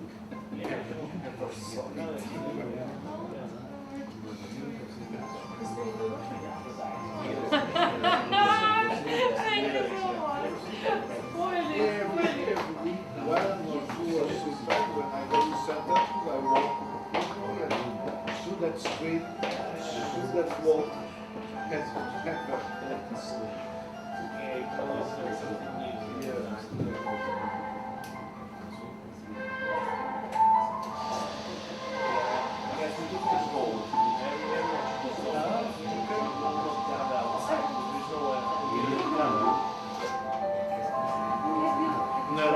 It's very big, back to the outside, you know,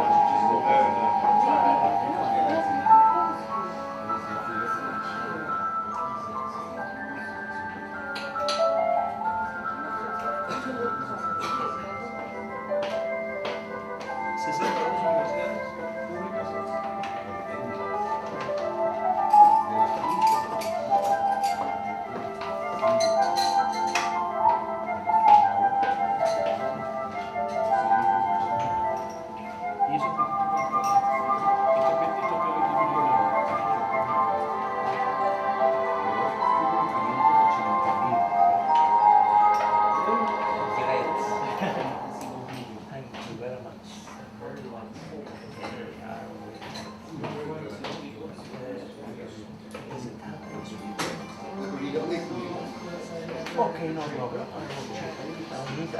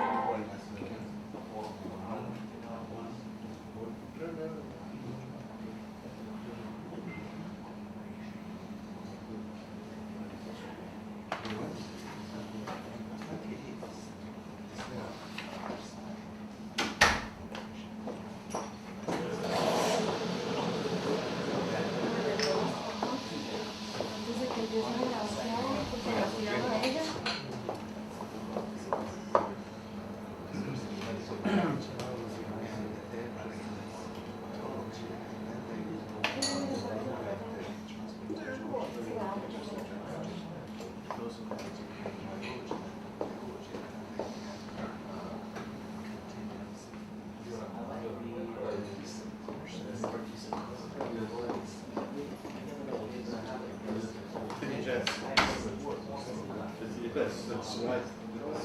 That work?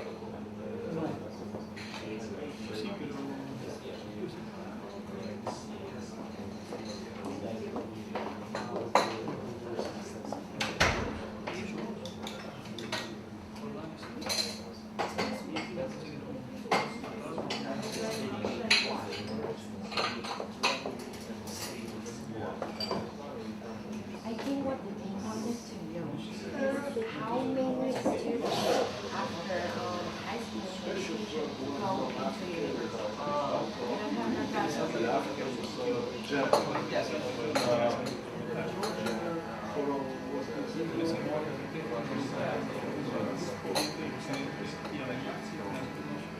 In your country, because in Mexico it's like 35% in the whole country.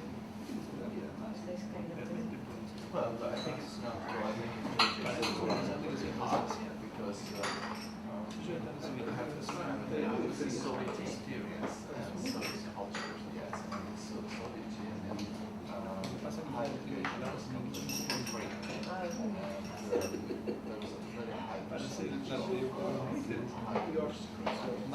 That's another question in this knowledge they brought to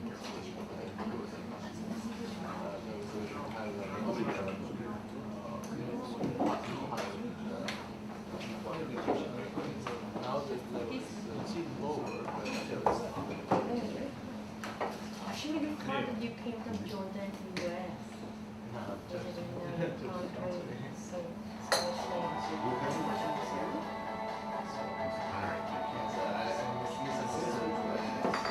I couldn't understand the President? Yeah. Like we saw like coverage of Where from? we have Yeah. approximately 60,000 secondary school Ah, Maranhão, perfecto.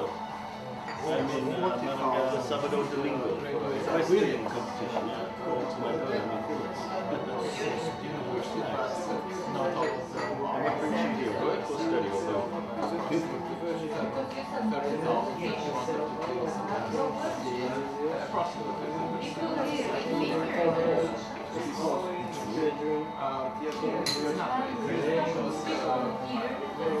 Georgia would take that actually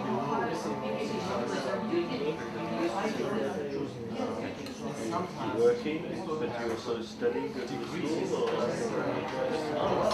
Needs of the market are not Yeah. Wow. like carpentry. I would be impressive yes, sir. They have so many people in higher education. So that's the basic. Quality or not? We have Swiss. Drivers. So we have a gap of that. Yeah, exactly. We have the opposite. We have the very few. Yeah, I mean, people can talk. So we can work together. We can be whether we have will be very nice. Oh, it can be the first one. You're curious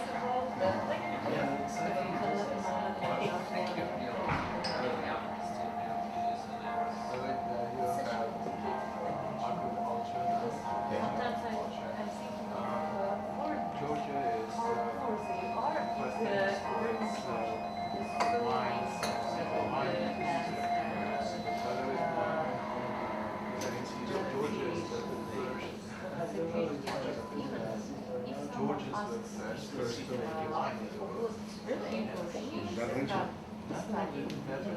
that region was the first one in the world.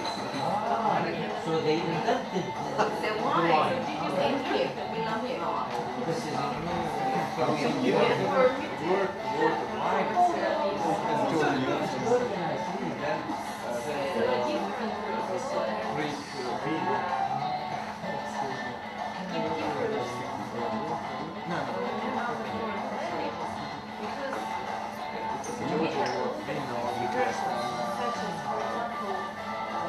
Georgia was vino, transported to vino, Greek vino.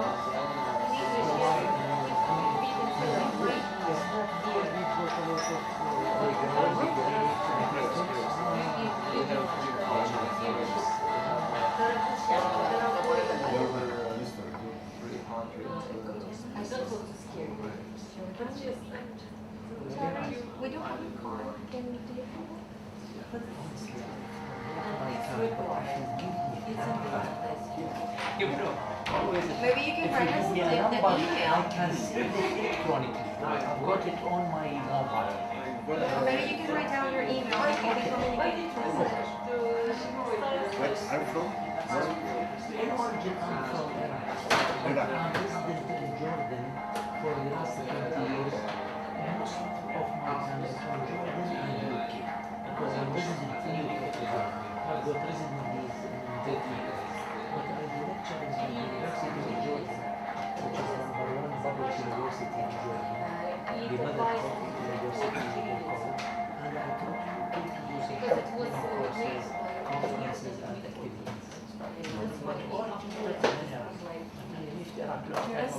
Long time ago. Okay. So let's begin. Hope we have enjoyed the little break. And now we go from India to Argentina and have the floor Professor Jerome Manchil from the Universidad Nacional Santo Antonio de Areco. Argentina now. Please, I have your attention, ladies and gentlemen. Well, the University of the Future, Innovation, Quality, Inclusion as its challenges. Good afternoon, ladies and gentlemen. I'm extremely honored to have been invited to this important event, and I appreciate the opportunity to be here to make our university known to the world. To begin with, I must admit that the topic proposed for discussion raises more questions than certainties. How do we build the university of the future? I'm facing with the opportunity of taking part in such discussion with people from all over the world, and would like to mention that the answers or solution we might be able to find will be governed by a rationale that is strongly affected by the territorial context. I would also like to say that when putting these topics on a paper, a rather long list with several ramifications originated. Therefore, we have only been able to focus on some of these topics, while others will be merely touched on, and yet others will not be mentioned at all.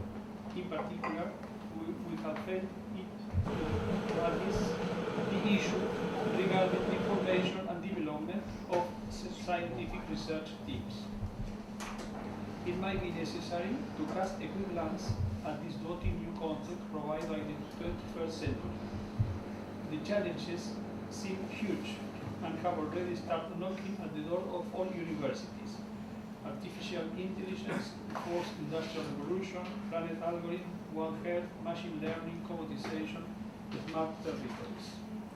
In my country, however, these major challenges of our time mingle with issues carried over from the past century that seems intent on staying around. 30% of Argentines live in poverty, annual inflation of about 40%. This leads to a vicious circle freezing us in time and holding us up in such a way that we seem to be moving further away from the relevant discussions around the construction of the future. Before I start the discussion, the strategies being implemented in our university, I would like to make a comment on the issue of values. University must prepare the professionals of the future, with all the uncertainties present in a world characterized by permanent and rapid technological changes, and their corresponding expression in the world of the work and communication, and most certainly, major changes are bound to take place in our social and relational lives. In this context, it is our belief that universities not only must impart specific knowledge and skills, but they must also play a role in conveying values and culture, in fostering citizenship, and in broadening access to rights. We must contribute to training free thinkers who steeped in humanist ideas will address and question the reasons holding us back in outdated discussions. At the present, we are building a university founded in 2015, a public, open, free university. UNSADA is intended to cement strong regional ties concerning itself with the main problems and institutions of the region where it is located. As a university of the 21st century, this is a necessity consistent with the establishment and strengthening of local, national, and international ties that will enable its academic, scientific, and technological development. Accordingly, we aim to set up a network of local and international relations that will deliver our intended goals. A university of the 21st century must be committed to advancing equality. It will maintain and improve its ties with its surrounding territory, with the society it is a part of, and it will aim to be student-oriented. At USADA Planning is organized on three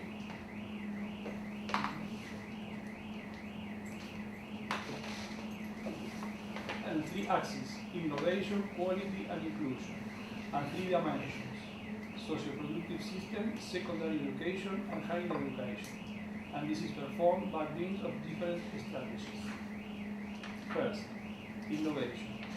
Our uncertain and ever-changing world needs university to train the leaders who will bring about change.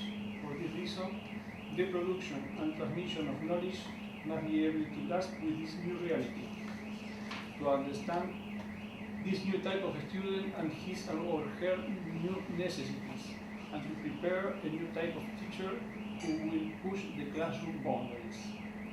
All of our actions derive from these notions. Two examples. University education. What was the condition of education at the time of drawing up our institutional design?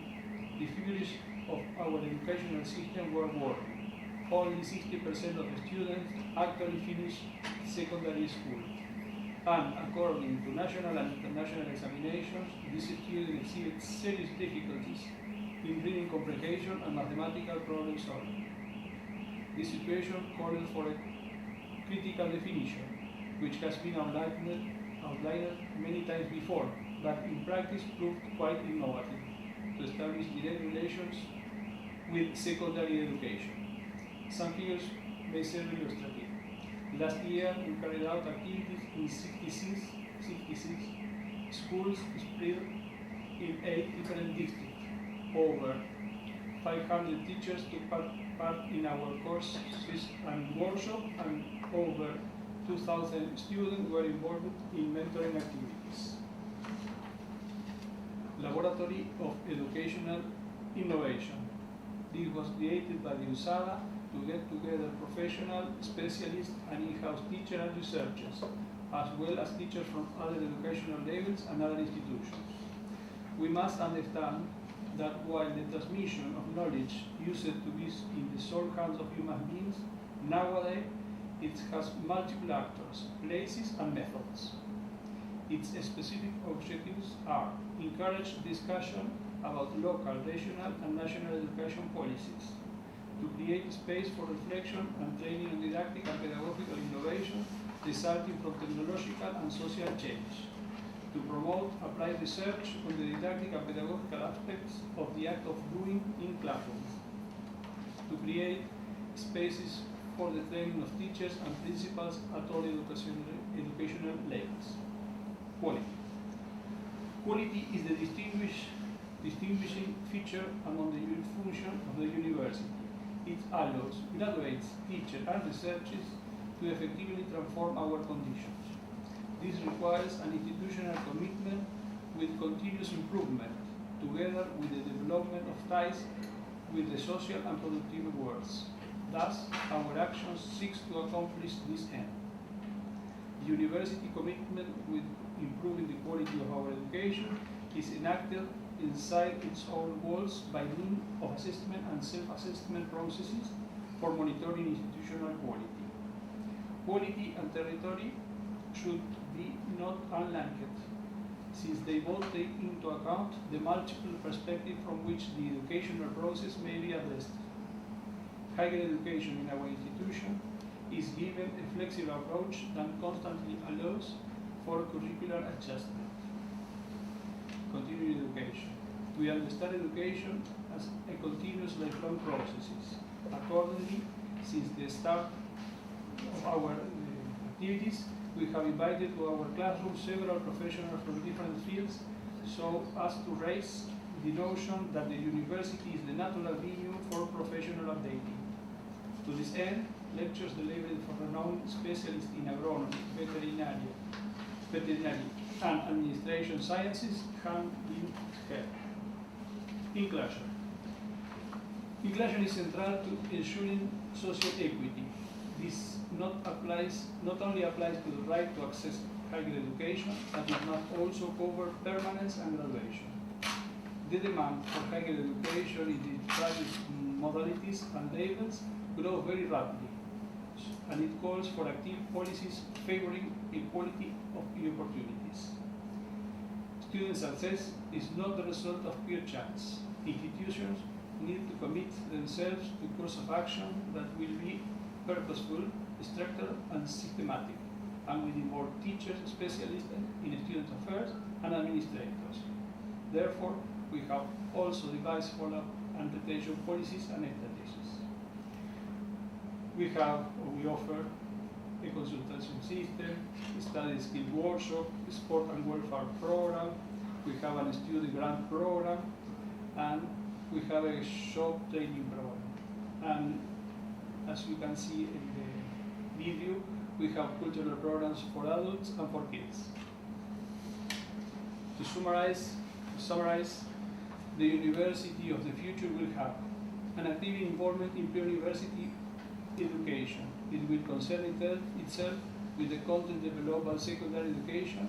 It will contribute to updating its curricular content, and it will engage in continuous teacher professional development. Second, it will have flexible and diverse bachelor's and postgraduate programs that will seek to optimize teacher-student relationships toward a kind of symbiosis. There are no longer knowledge owners, but a community sharing diverse forms of knowledge. The university will also be in charge of the skills and craft training programs, which, given the use of technology and embedded knowledge, will of necessity come to be taught at universities. It will maintain close ties with local and regional administration, so that the surrounding communities may enjoy the benefits of its presence, and it will hopefully have an effect on its surroundings in the broadest sense of the word, materializing the concept of territorial intelligence. Third, it will have a close relationship with its own graduates and with local professionals, who will constantly resort to it for updated answers to their field of actions. We will become a continuous source of professional development, including the platforms and systems employed by professionals.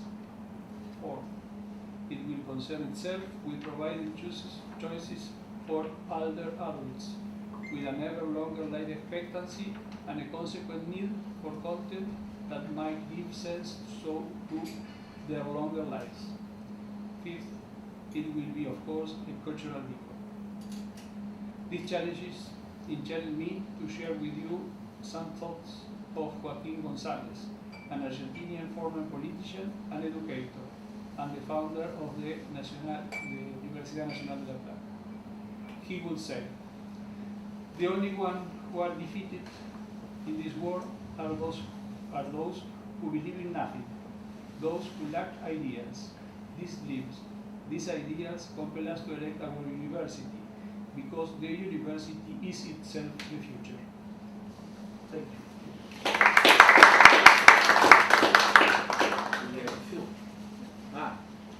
Okay. Muy rápido. Muy bien. Muy rápido. Very fast. Very fast. No.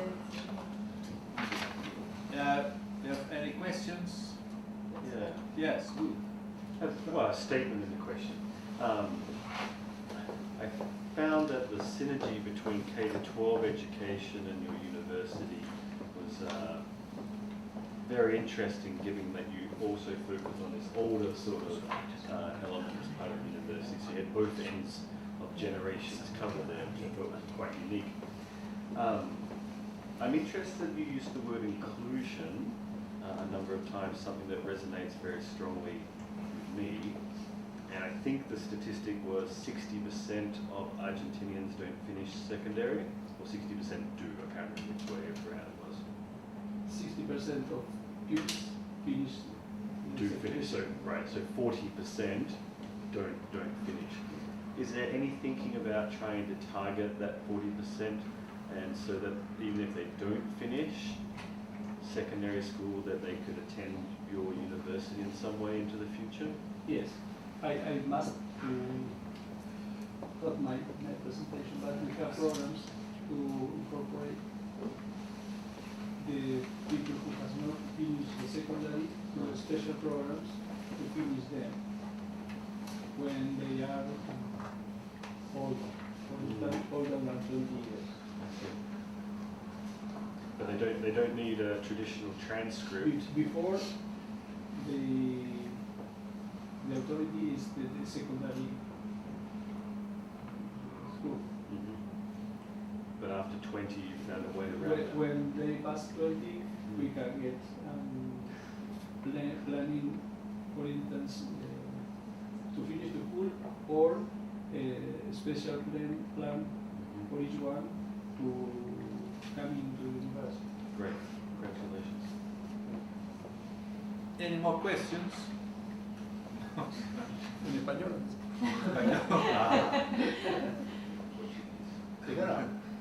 Yeah. Something. Yes? You said about free education. Yes. Free is free or more or less free? No, it's a, my university is a national university, so we have the support of the national state, the budget national. Is open, free, I think, yes, I say. Well, see, it's no charge for the students, and we have grants programs, not only in money, but in books or in transport or in different ways according the each student necessity.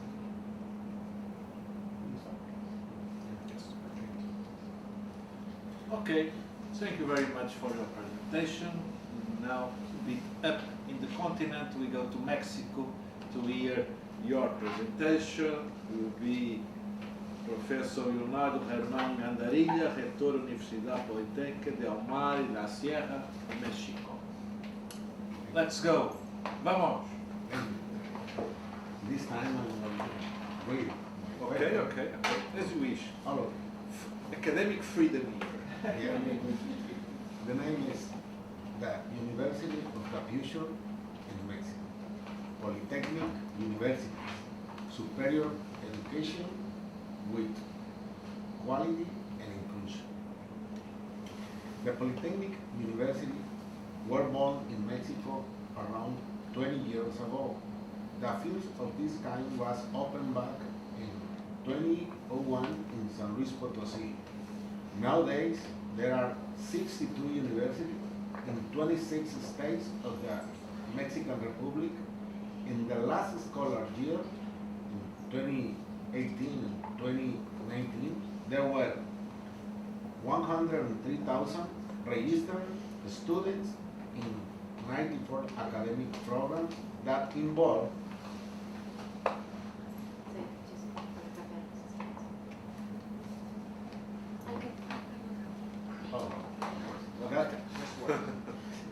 that involve 50 bachelors, 11 majors, 30 masters, and 3 doctorates. 39% of our students are women. 52% of them have different kinds of scholarships. To start the project of Polytechnic University in Mexico, there were 3 main characteristics which are fundamental, and these features are what makes them different from the other universities in Mexico. The first feature is the need to strengthen the educational model based on competences. This project proposes to develop instrumental, interpersonal, and systemic skills that allow to form graduates with abilities for life, for the work environment, and to be able to adapt to its fast-paced changes. This model prioritizes the know-how, not in the sense of skills and labor, but rather to work in teams and to have the inventive and creativity to solve problems in a different way. In this sense, the Polytechnic University were born with this philosophy, and their programs are structured with that purpose. We can see in the future a university that generates new approaches, criteria, and educational policies, new ways in which each of the participants that intervene in the educational process. We cannot demand the educators to fill the void that are in the students' home, said Mujica, former Uruguay president. The base of the social power is not on the hand over ownership or having access to financial capital. Currently, the social power relies on knowledge, personal skills, and individual competences.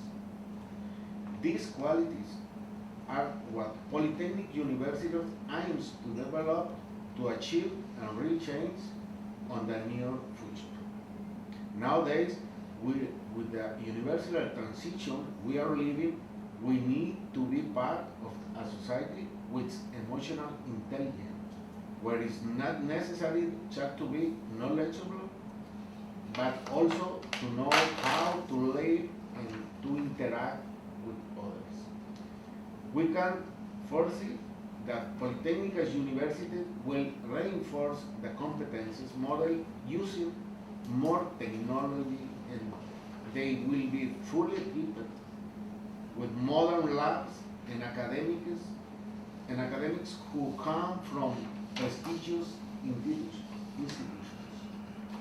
English will be used as a medium for teaching all over the Mexican Republic through the BITS program, which stands for Bilingual, International, and Sustainable Universities. This is a pioneer model in Mexican higher education, one of a kind in Latin America that operates in bilingual schemes. Currently, there are 41 universities of this kind in 20 different states around Mexico. As you can observe in the graph, 12 are polytechnics and 29 are technological universities. When we talk about a real higher education in Mexico, we must think in a university that understands its students and their present struggles, along with the problems that are present in the family. A university must help to build a better society, graduating excellent citizens as the new professionals of the different fields. To achieve a high quality education that is open for everybody provides the possibility for multiple ways to self-fulfillment, well-being, and life quality, which the only condition of belief in oneself to auto-discover our potentialities and to be willing to develop our talents that all people possess. The challenge to conceive universities and education as an enhancer for human talent is to approach education with new spirit, to focus on the best of new solutions, and to use our resources to grow and improve, to crystallize our dreams through dedication and the trust that we can improve enough to beat any obstacle and to achieve the triumph that each human is destined to grasp. The second feature, Polytechnic University settled a link between campus and to work environment. This approach allows the study plans to be pertinent for the companies, and as a consequence, that graduates are hired shortly after graduation.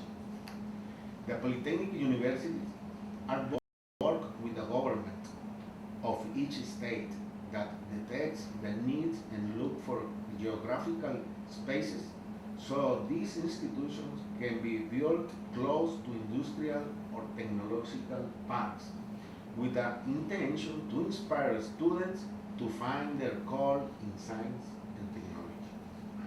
In that sense, the educational model of Polytechnic University has agreements with the different areas of work as another strength. During the process of professional formation of our students, we'll be working on the companies we have agreements with on 3 different stages. This will allow them to know the work environment and interact with real problems in a real life context. The successful association with the productive sector and workplaces show that more than 70% of our graduates are placed in the working market in a period of 6 months after they graduate. An example of how important our agreement program in case be the case of UPMIS on the next graph. We have agreements with different sectors like private, public, social, and educational, and the participants are agribusiness, industry, commerce, and other services like you can see in the graph. Another fact that stands out among the result of this subsystem is that 77% of the enrollment is engineering and only 23% corresponds to other undergraduate studies. We must acknowledge that the polytechnics have managed to become training institution for graduates interested in areas of scientific and technological development. The Polytechnic University of the future must intensify their activities and resolve around the 4 pillars that Jack Delors clarified to us. Learn to know, learn to do, learn to be, and learn to live together.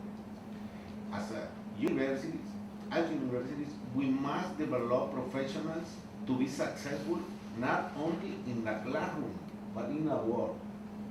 The education of the 21st century must become the authentic opportunity of the human being to grow, to be better, and to be happy.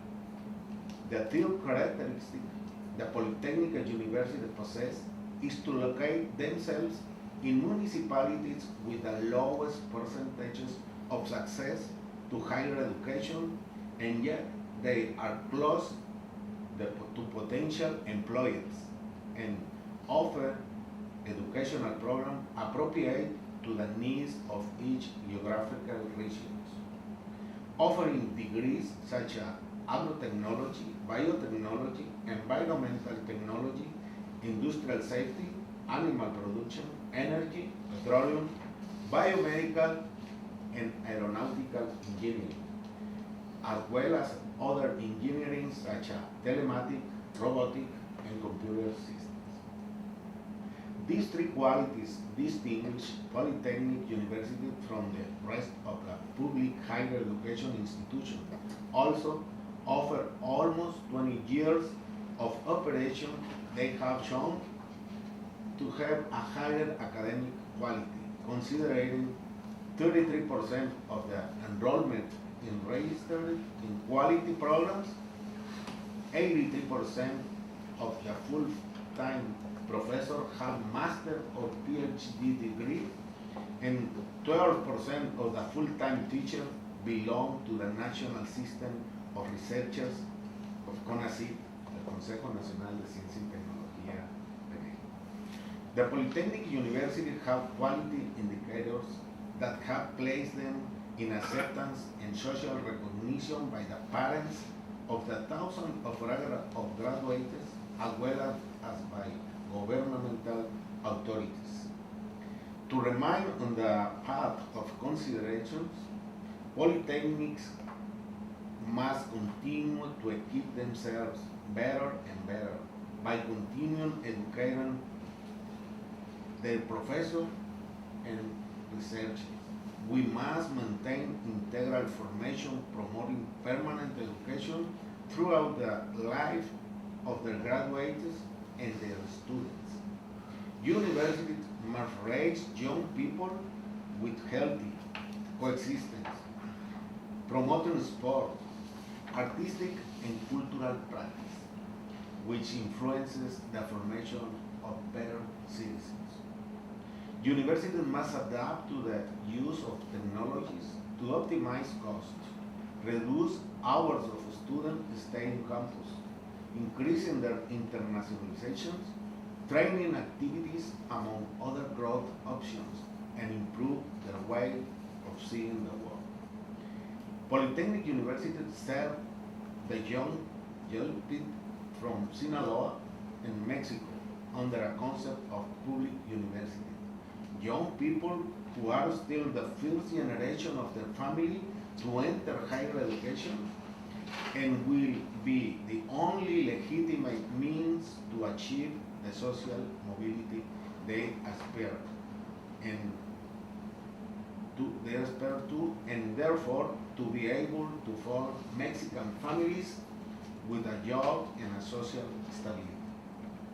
If we aspire to have quality university with equity and inclusion in the future, this is Mexico time, the time in which we must decide if we want to prepare Mexicans to know how to do, how to be, and how to know to live together in their surroundings. If we contribute to the construction of the future of our students, if we prepare our students for life, if we break paradigms and place the student as the main protagonist of education, if we dive deep into intending the needs of whom will have in their hands the Mexico of tomorrow, if we advocate to favor to this nation to overcome its weakness through education. In summary, if it is intended to increase enrollment in higher education and promote innovative educational programs and link it to the great social and economic needs of our country, Polytechnic University will be a priority for the country.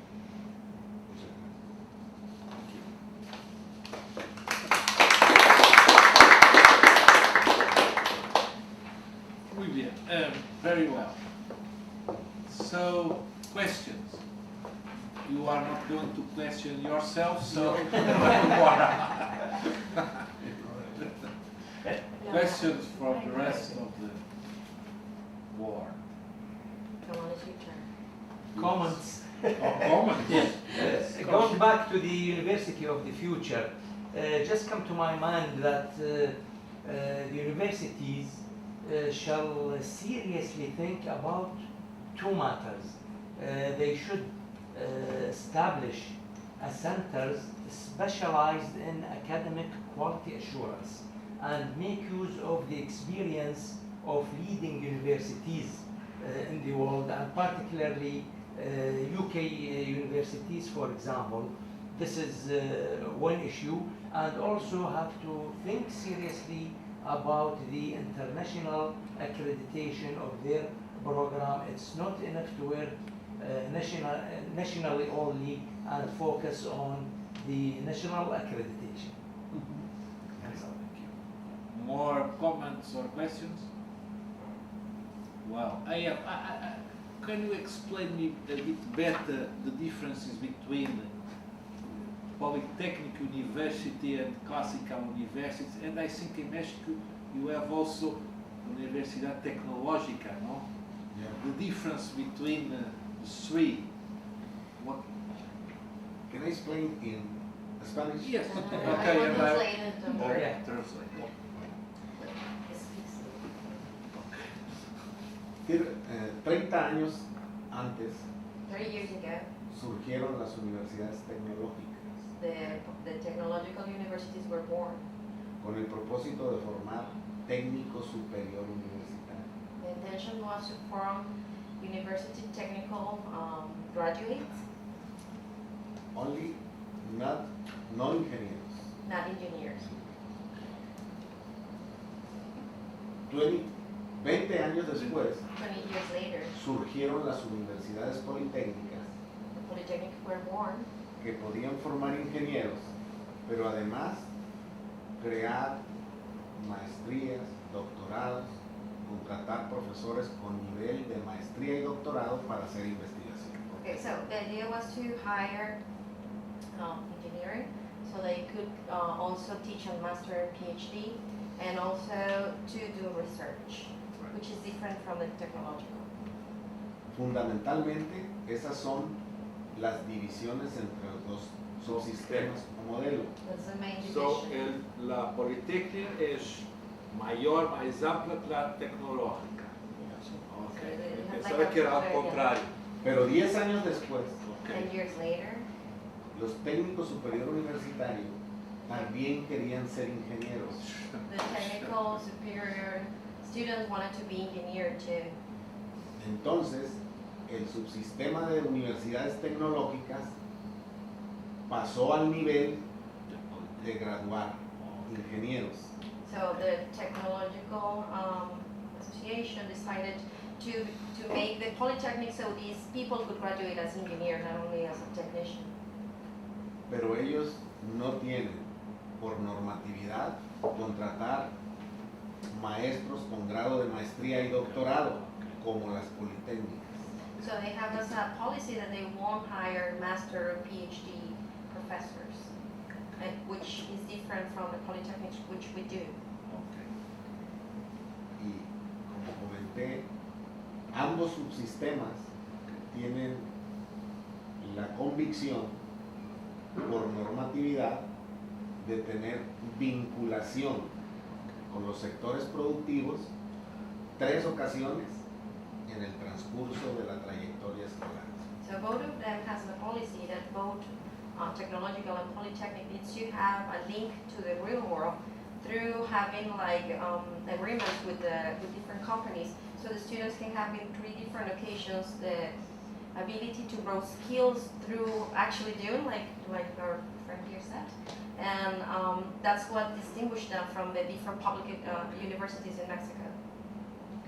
Y ahora las universidades politécnicas tienen muy buenos programas para formar maestros e incluso doctores en ciencias. So right now the Polytechnic is on the top of the game because they can form better master and PhD graduates.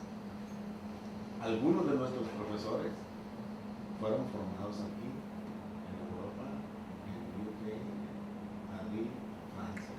Some of our professors were formed here in UK, in Spain, and in other countries in Europe.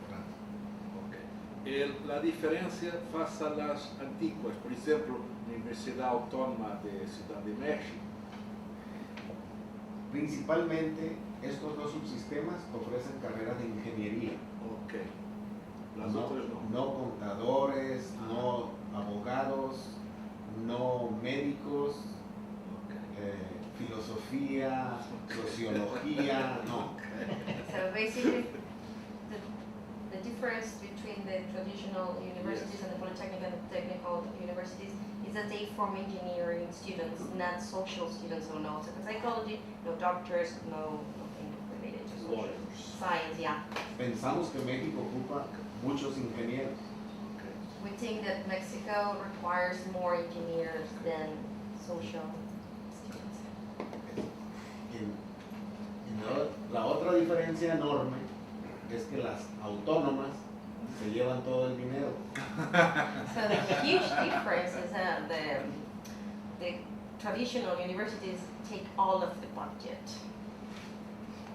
Es por eso que el título de la ponencia, a manera de reclamo, se llama Educación Superior con Equidad e Inclusión.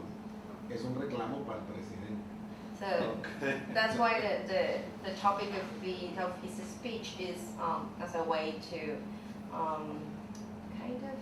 protest to the national president is that polytechnic universities, superior education with equity and inclusion, because they are not achieving that through the traditional model of the university. Well, but the new president, I think, is very keen on inclusion, so maybe he will be. Well, he cut our budget, so we're kind of mad still. We can have success. Okay. Muchas gracias. Thank you very much. And now we fight to you, my friend, old friend from Jordan, Professor Rami Al-Harithi, and he's going to talk about e-learning and blended learning as a survival strategy for higher education in developing countries and developed also. Okay.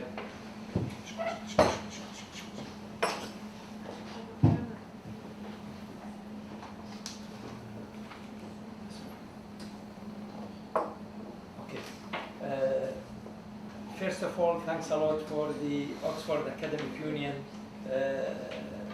for the invitation and for this nice activity. And I'm very glad to be with you here. I'll be talking about the e-learning and the blended learning. And for me, I consider it as a survival strategy for the higher education in developed countries. I will start my presentation with this quote. We need to bring learning to people instead of people to learn. My introduction, I will not elaborate more or speak about how the e-learning and the blended learning is important, because everybody knows now how the world is moving towards the e-learning, blended learning, moving towards the smart universities. In industry, we are talking about the fourth industrial revolution, and some researchers start talking and writing about the fifth industrial revolution.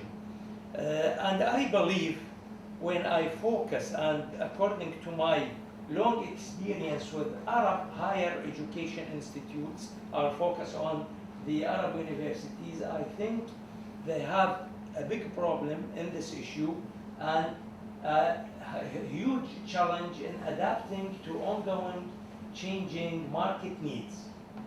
And I think they have to work a lot towards solve this problem, and I believe it will be solved only through the implementation and the focus and the improvement of the e-learning and the blended learning issues in their institutes. In this presentation, I will highlight how important is this issue for Arab higher education institutes.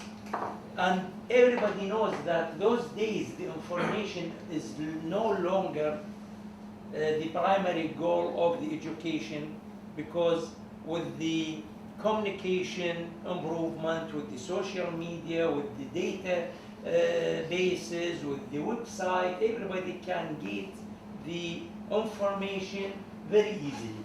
The challenge now is how to prepare our students to the market needs and according to the world standard, and how can we give them the skills, the important skills required with this improvement in the information technology and in the internet and all these issues.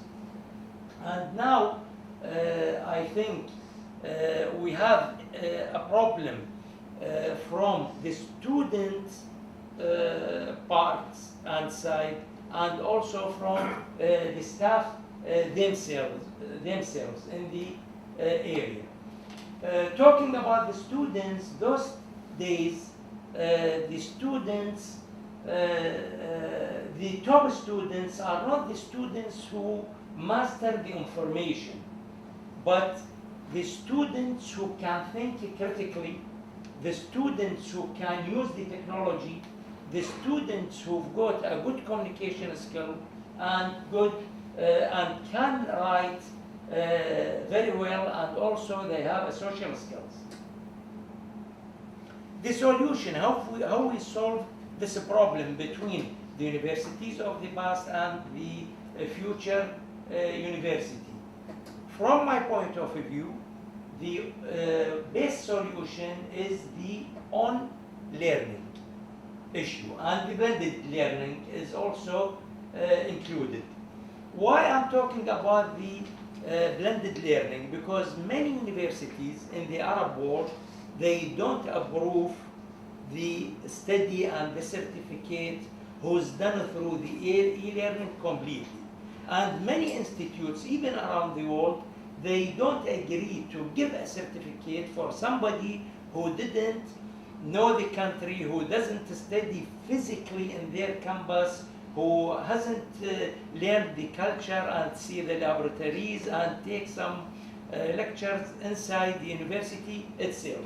So the solution here to have a blended learning, where, for example, 50% of the courses can be taken inside the university and physically through face-to-face education, and we have a lot of courses which needs the face-to-face interaction. For example, for me as an engineering expert, and I do a lot of work in engineering and management, the engineering drawings, some laboratories, some subjects are specialized, and it's no good to having it online. We need the student to be physically present inside the classroom and taking the traditional lecture. So the blended learning will mix between both the traditional teaching and the new issues related to e-learning.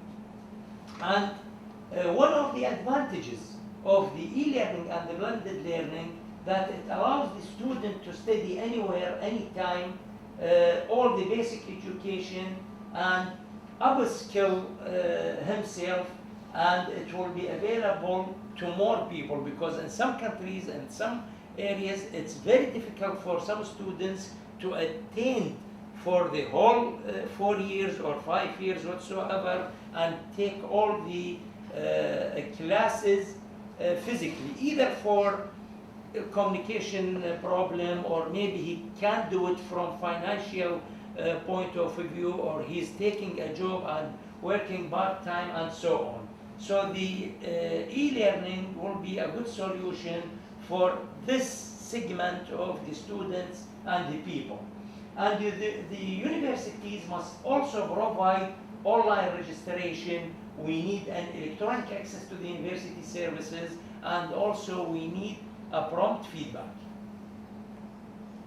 Issues in Arab higher education institutes. We've got problem in different countries around the Arab world.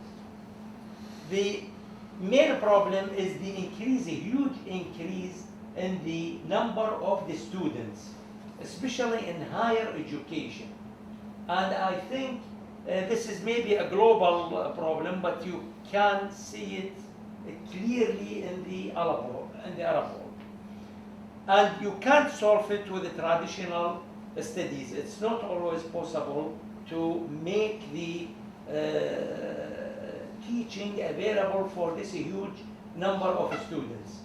And also we have lack in the teaching staff, and specifically in some modern and sophisticated courses and specialization. So therefore, the e-learning will be a best solution. It will be available for more students. He doesn't have to attend physically to the university.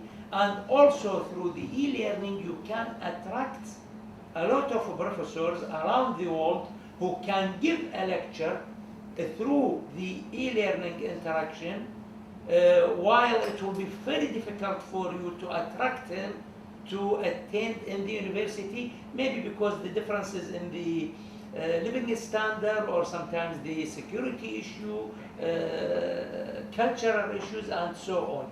So you can attract through the e-learning best professors around the world, and it will be very difficult sometimes to attract them to be physically available and working like in contracts in your own university. The e-learning characteristics. It does provide a large amount of information and skill. Also provide the opportunity for a student to study anytime, anywhere. Enable the student to practice self-reliance in receiving and analyzing the information. And universities are able to utilize the best national and local or global experts, as I just mentioned earlier. And it will reduce the financial costs for both the institution and the students as well. And it will provide opportunities for the largest number of students possible. But there are also some obstacles. What are the main obstacles in our region? The unavailability of efficient internet, not always available, and also the services and the programs. I'm talking from the technical point side. And the lack of skills among some students whom they need a support from the university, and they need the training in the related programs, and also failure by students with insufficient ability to study alone. This is another problem the universities shall think about. And the student may need follow-ups and assistance and guidance and direct communication with the faculty. So universities shall think deeply in those matters. Even though I believe we're still lagging behind the world universities in this issue, but also there are some successful instances, like Hamdan bin Mohammed Smart University in Dubai. It's an outstanding example for the smart universities. I did teach 7 courses till now from Jordan. I do give the lectures, and it's very, very good example we have to focus on. And also, Qirani of Jordan launched a non-profit Arabic platform for massive open online courses called Idrak in Jordan. And also some faculties are trying to activate and improve the e-learning and the blended learning through selected courses, like some courses at the University of Jordan, where I do some exams and lectures, online lectures, and also at the Hashemite University, where I was previously worked and established the Faculty of Engineering there. I did teach some courses, but not all the courses, selected courses. There are some attempts, individual attempts by some Iraqi academics and universities, but there is still a lot of work to be done regarding this issue. Examples for UK, talking about UK, in UK there is a lot of examples and they've been very successful with the e-learning and the blended learning.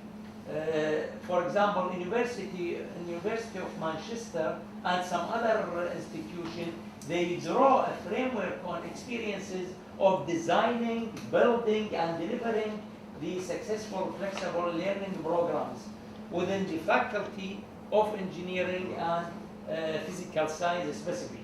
And the Royal Academy of Engineers has produced several reports over the past few years, all of which point to the need to improve the quality of the engineering education, and with practical suggestions to the people and organizations involved in the commissioning, design, and use of e-learning resources in engineering education. And also the Engineering Institute of Technology, the EIT, deliver many e-learning programs designed for engineers, technicians, and electricians. So the conclusion, Arab higher education institutes will realize the importance of e-learning and blended learning and consider it as a survival strategy for their institutes. That's what I'm trying to promote always, and focus and talk a lot about the necessity of including the e-learning and the blended learning in our strategy and in our vision and mission, because it's a world issue. Consequently, British experts and institutes are required to play their role in promoting both the e-learning and the blended learning, and also to grasp the opportunity for satisfying such a need. And I will finish with another quote. Online learning is not the next big thing, it is the now big thing. And thanks a lot for your listening.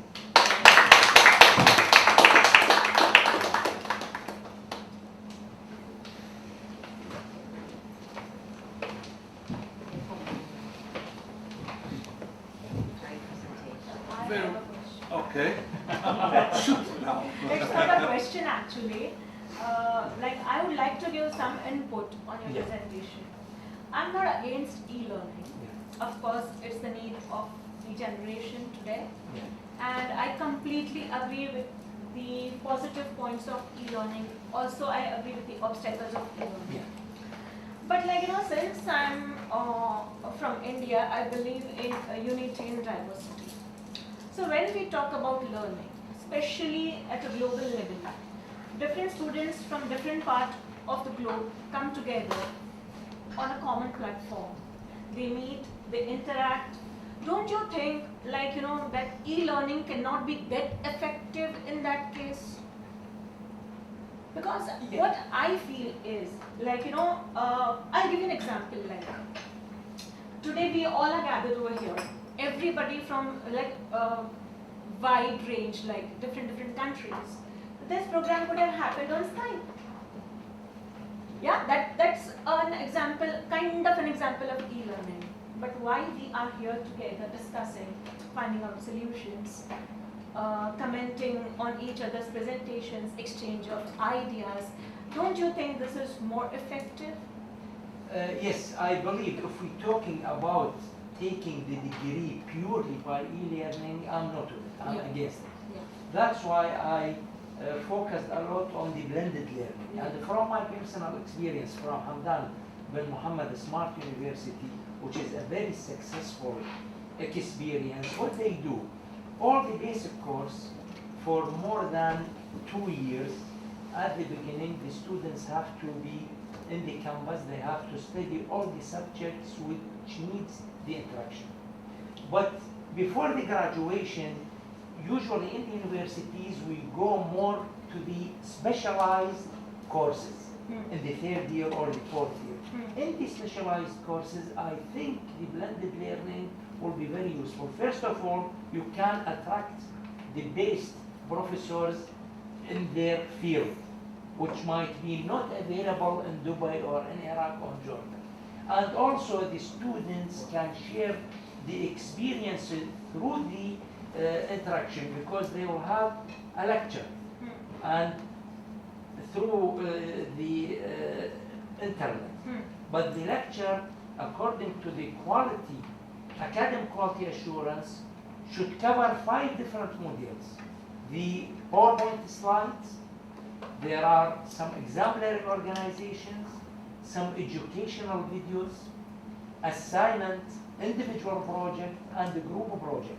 So the students are much more mature during the third and fourth year, and when they work together internationally and through the internet with such different models, I think it will be a very great experience to improve their ability and their communication. Obviously, it will not be effective for the first year or second year students.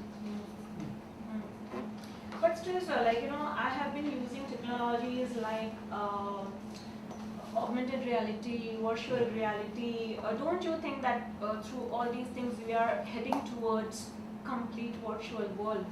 Like, because I somewhere feel that the result, the social development of a child, the student, more happens with interactive learning, specifically face-to-face, like even after lectures, even between the breaks, we communicate with each other, like, which becomes very, very necessary. Maybe I might be an introvert child, I might not be extrovert. So I would prefer keeping quiet when my colleagues are speaking, maybe online. So, like, if physically you are present, a teacher can read the mind of the child more effectively. That's right. And can communicate more effectively. I'm again saying I'm not against e-learning. I'm very much into it because my school is one of the best technologized school. Like, I use all possible technologies in my school. But then, of course, I give equal weightage to lectures also, and to technology also, to outdoor sports also, and to practical field trip kind of a learning also. So I'll end up over here. Thank you very much. Any more questions? Nope. Why don't you dinner first? Only one moment.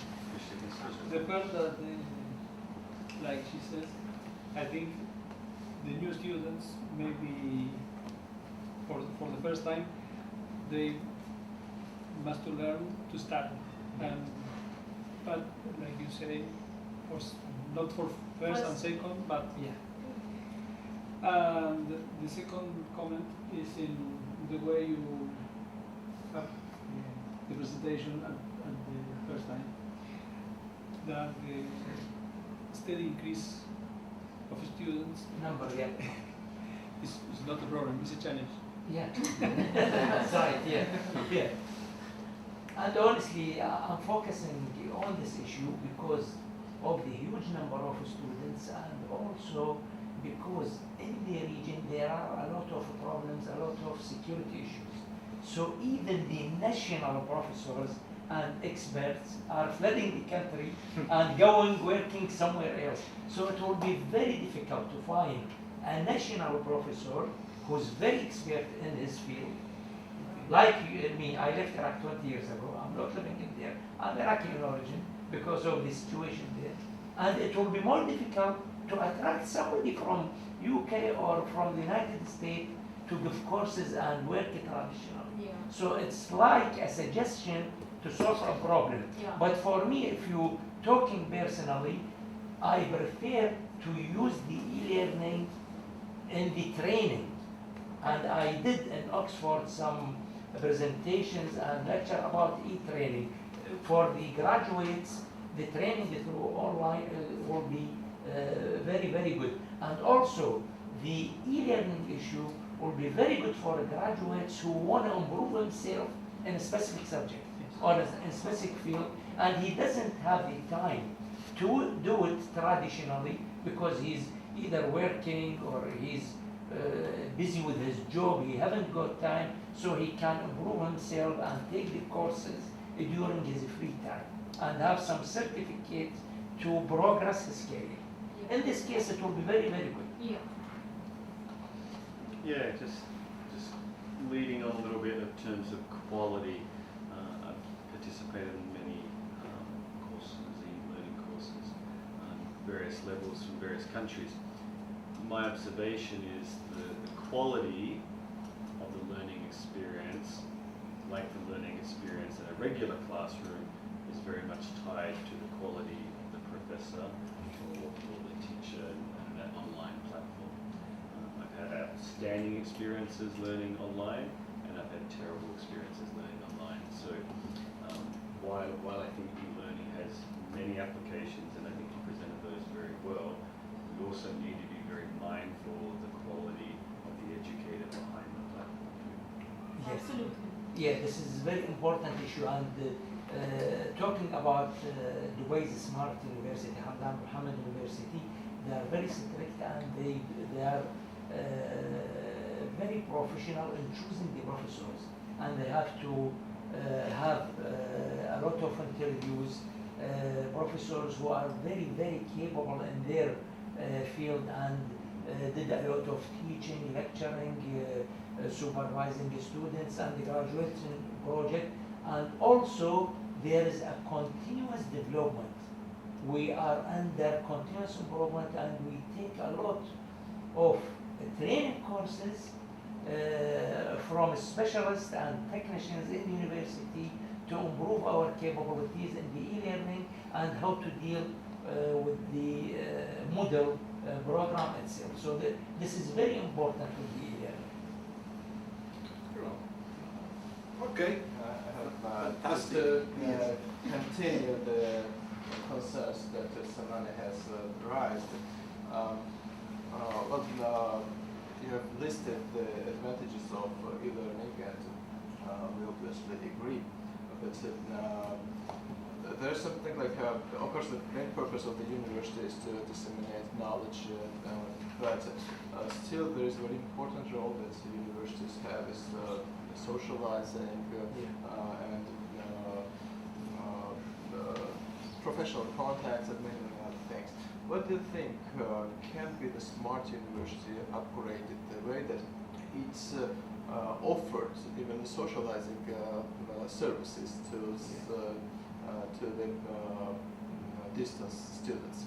For example, universities maybe distantly build the university community in particular countries and offering some socializing events. Yes, they can do that.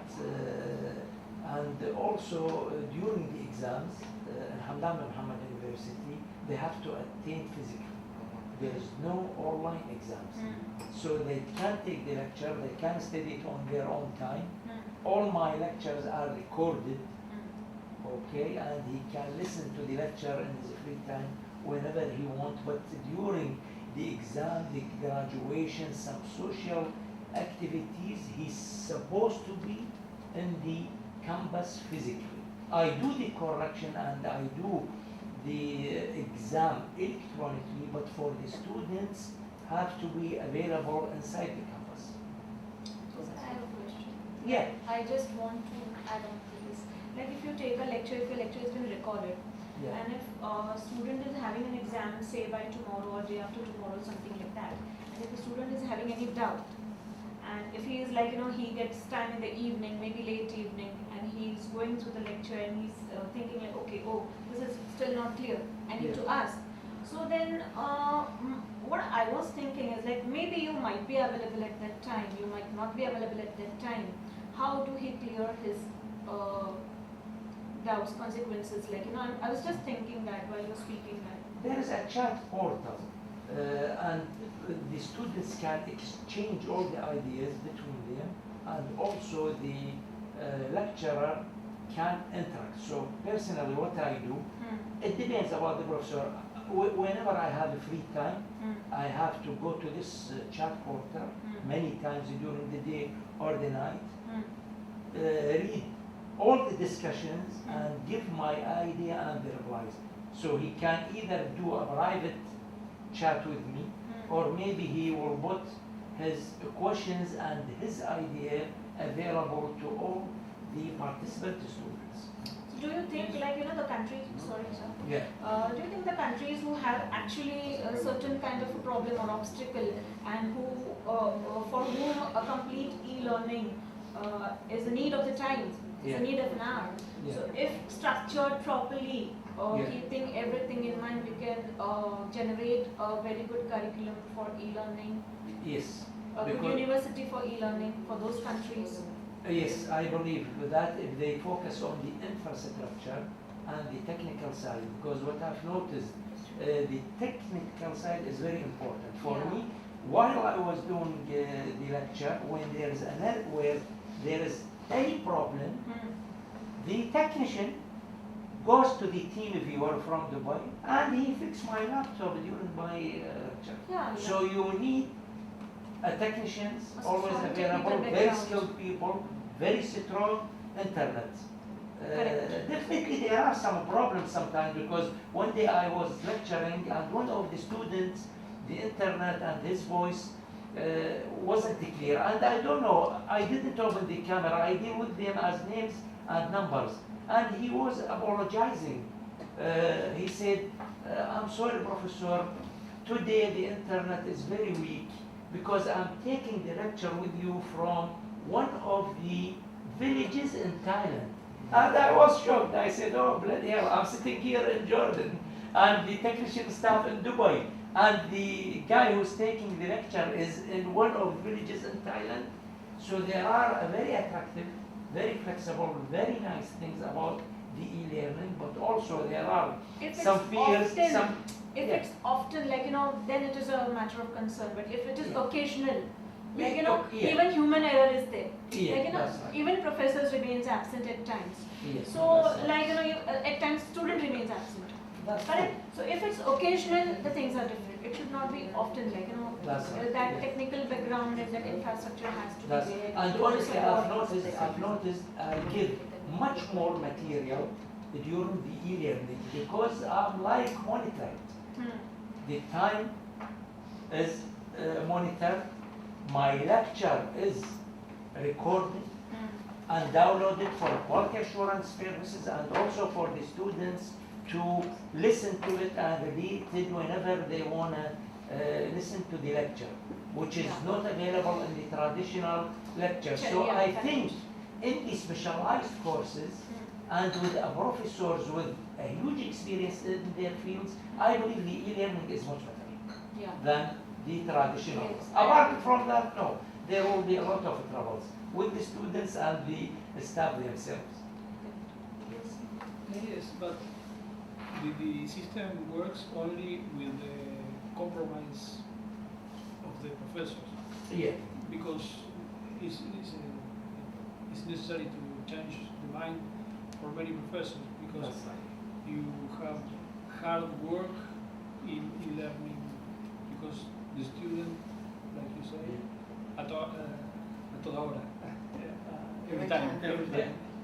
So you must institutionally you must convince, or you must transform your professor, the mind of the professor to this new system. Yes, a lot of people are afraid of it and they need a lot of it's training. But you know, from the other side, it will be very good for the students because the world is going crazy. Everything is digital now. Everything is electronic. So also you have to teach your students how to deal with this new technology. And I think e-learning it's that a can good be possible in blended also. So Yeah. not necessarily. But I liked your idea. Thank you very much. Okay, fantastic. We ended up with a very, very lively discussion about e-learning. And now we are going to see a film, yes? A speech from Ghana, and will be the last speech, and then we can rest and have dinner at 8 o'clock. It was a very interesting session. Well, but I will speak after the film. Okay. Now let's look at the trailer. I am Professor Mrs. Mao Chisi, the Vice Chancellor of Ufurubia Technical University.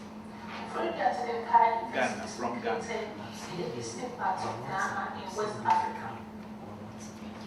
My contribution to this debate is on the topic: does giving students practical skills help them find work faster? Is it necessary to actually change the educational program? Distinguished ladies and gentlemen, the world faces three major employment challenges. The first is creating enough new jobs. Second, dealing with the growing youth unemployment. And thirdly, how to produce the necessary skilled workers. Currently, universities are being challenged to review the educational programs and activities to adequately prepare their students with the necessary skills for the job market, and also for the students to set up their own enterprises, create jobs and employees. International Labour Organization in the World Economic Forum 2016 stated that more than 61 million jobs have been lost globally since the start of the global economic crisis in 2008, leaving more than 200 million people unemployed across the world. It has been estimated that over the next decade, nearly 500 million jobs must be created to absorb those currently unemployed, and 40 million new annual entrants to the labor market. Close to 90% of the job creation needs to take place in the developing world, especially in Africa and Asia. Globally, rising youth unemployment, especially for young women, is one of the most significant problems facing economies and societies today, both in developed and developing countries. The youth unemployment rate is nearly 3 times that of the adult population, sadly enough. Significantly, many industries and organizations struggle to find staff with the necessary skills. As industries evolve in response to technological change and globalization, some other workers find themselves without viable livelihoods. And despite high unemployment in many regions, businesses are unable to find the skilled employees they needed. According to 2018 Talent Shopping Survey by the Manpower Group, nearly half of all the employees reported difficulty filling job vacancies due to lack of requisite skills. Skills can be described as ability to carry out a task with a determined result, often within a given amount of time, energy, or both. Generally, skills can be broken into 2, practical or soft. The acquisition of both practical and soft skills has been proven to be essential in securing a job. Distinguished ladies and gentlemen, practical skills are adaptively critical for any learning engagement, be it in formal or informal educational sector. There is evidence to show that practical skills are of immense benefit to a fresh graduate seeking working opportunity, but this alone cannot suffice. There is a need for the acquisition of both soft and practical for securing quick job employment. Traditionally, practical skills, also described as technical skill acquisition, has been associated with vocational training and professions like engineering, technology, and sciences that require certain technical competencies.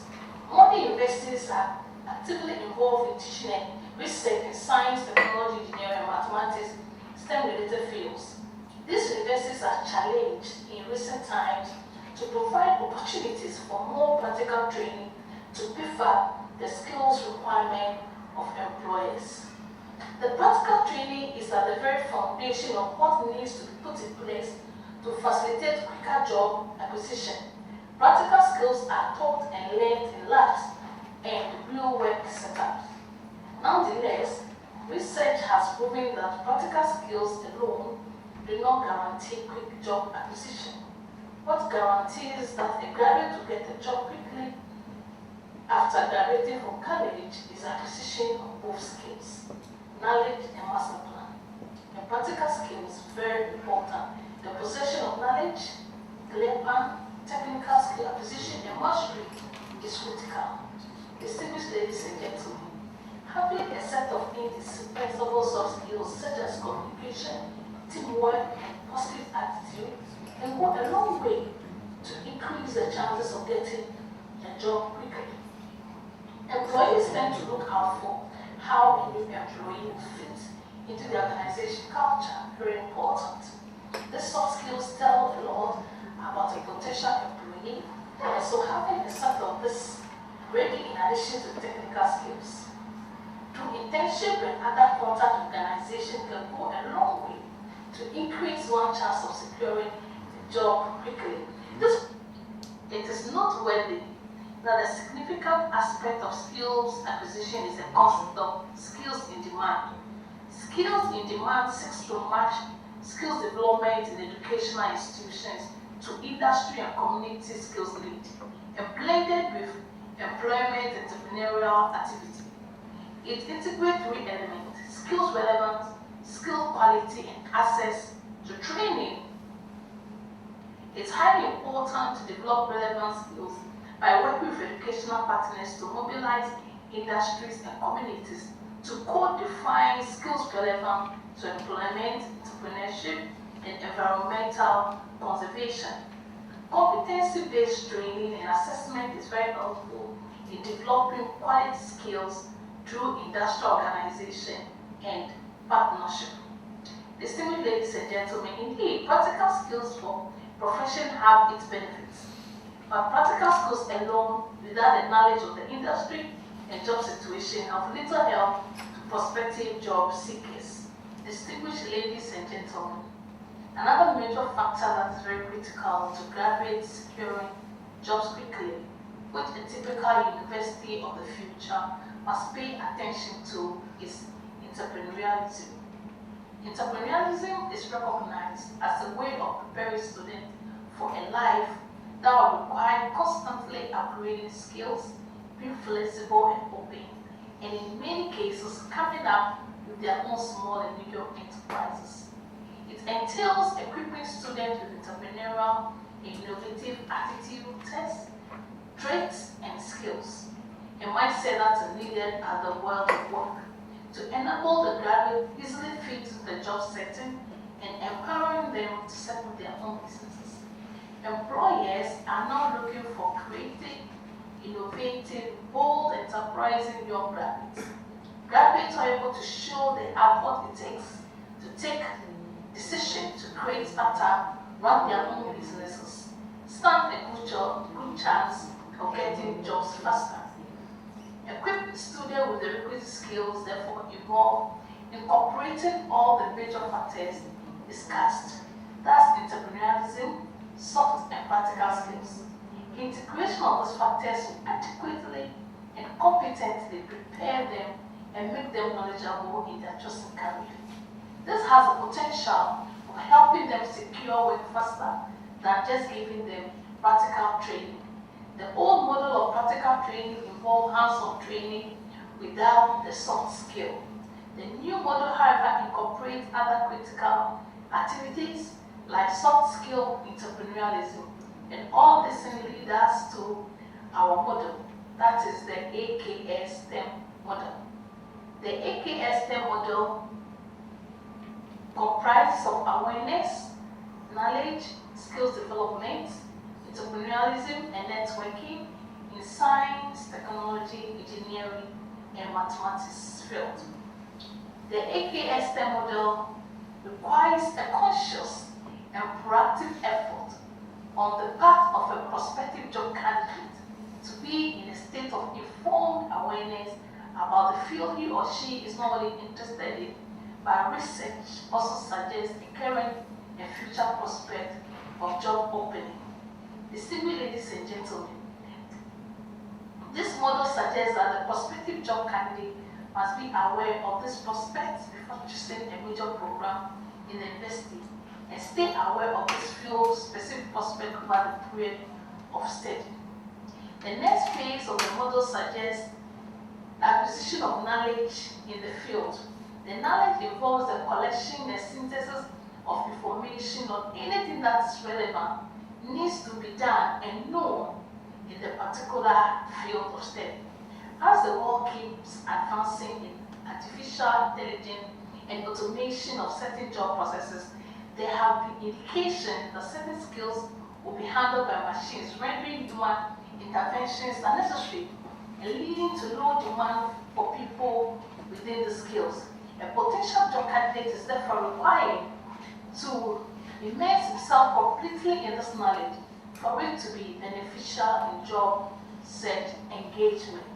The third phase is the prospective job candidates required by the model is to develop both technical and soft skills and be entrepreneurial to be able to fit easily into the job market. Very importantly, choosing careers that have specialized skills such as those typically found in STEM-related areas is a plus for getting jobs quicker. Jobs that require specialized skills have often smaller pool of talents available. The more the people, the more time it takes to secure a job. A bachelor's degree in a highly specialized practical field is all a fresh graduate needs to get a job quicker and better paid. What is the implication for educational programs? Distinguished ladies and gentlemen, what then is the implication for the future university? Its culture, activities, the programs it offers, collaboration with industry and other stakeholders. Does it mean the educational program must be entirely changed, revised and reviewed? It must, if these critical factors discussed are not integral part of the curriculum and activities. The future university, however, must be ready to be relevant by proactively taking steps to meet and satisfy the aspirations of students in the world of work. It should be able to clearly identify and cater for different career aspirations of students while maintaining a strong position and understanding of what careers are in hot demand and relevant on local and global stage. A future university, distinguished ladies and gentlemen, must be highly conversant with the industry knowledge within which its program is situated and have strong collaboration with players in this domain. The future university must be able to create strategic platforms to boost its students' awareness, knowledge, and skill development that will place them ahead of competition. This requires it to put in place structures that constantly interact with the environment on a local and global stage. The future university must make attempts to understand their national development agenda as well as that of the global village to enable them to stay relevant and contribute meaningfully to a global agenda that puts mankind first and seeks to satisfy the desires and aspirations of every man and woman.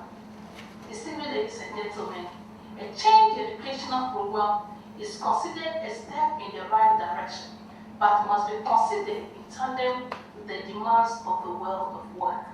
So there is a clear mismatch nowadays.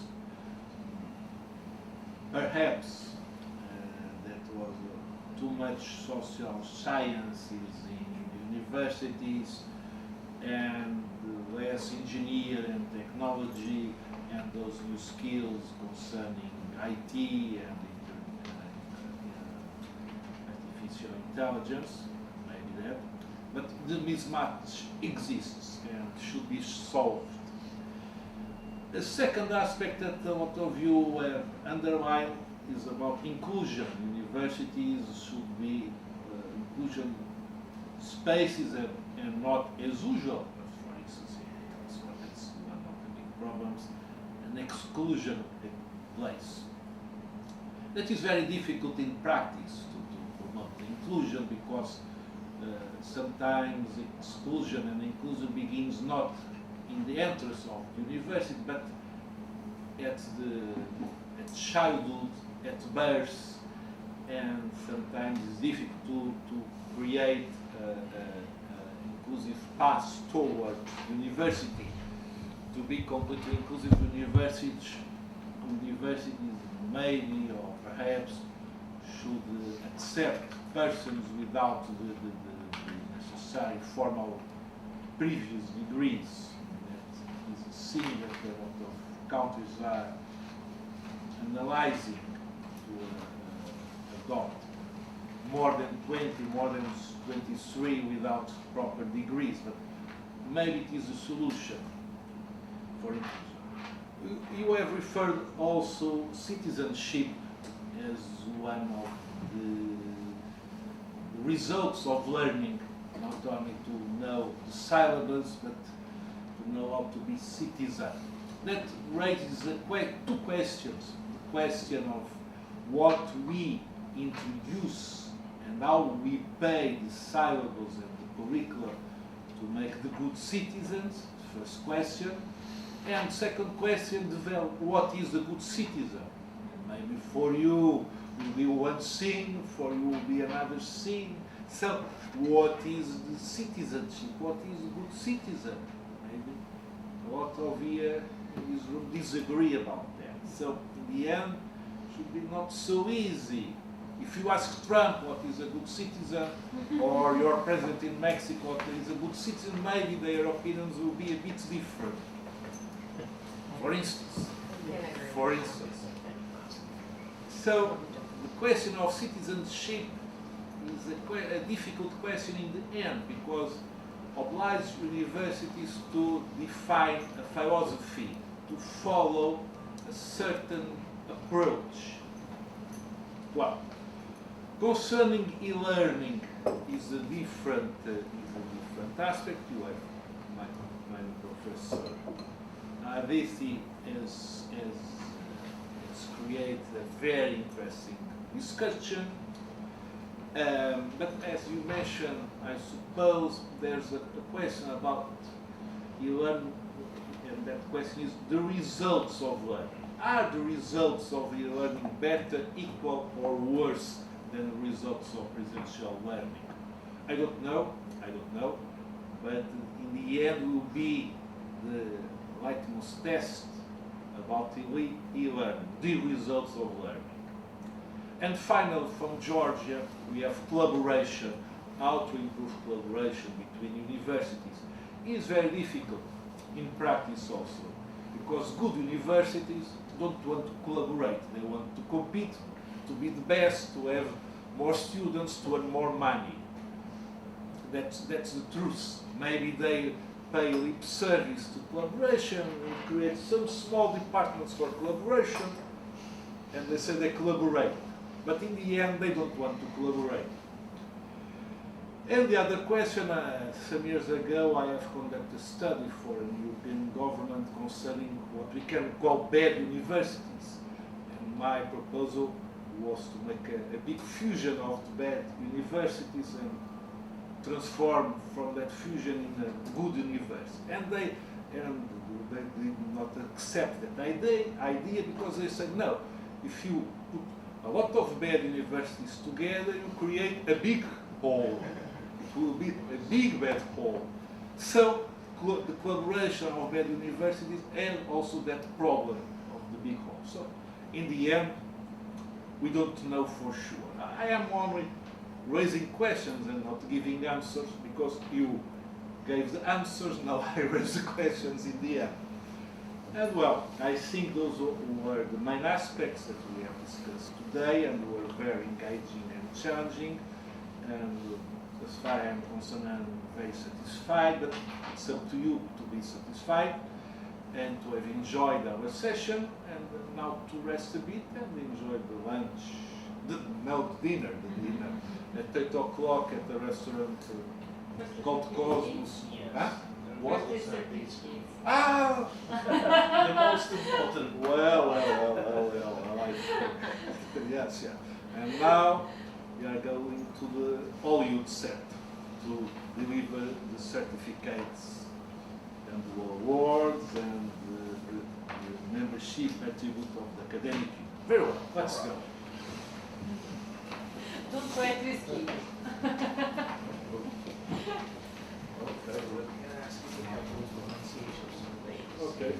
Okay, well, what an exciting day, and we will of course finish with some excitement also.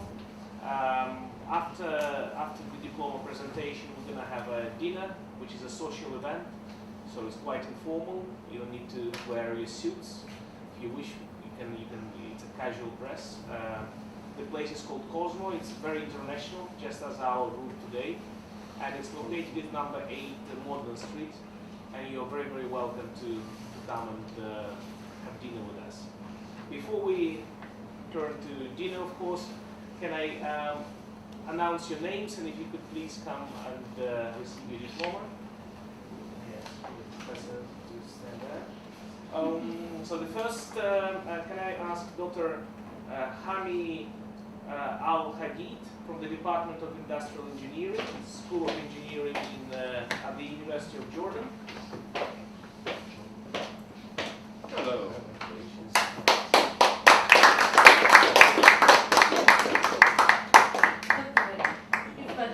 Oh, yeah. Sure. Yeah.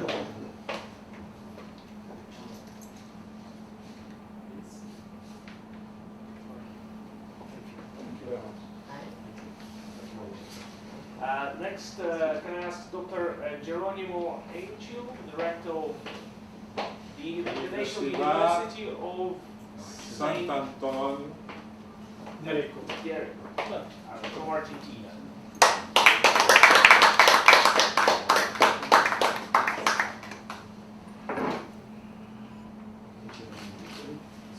Gracias. Dr. Konstantin Topuria, Rector of the University of Georgia, from Georgia.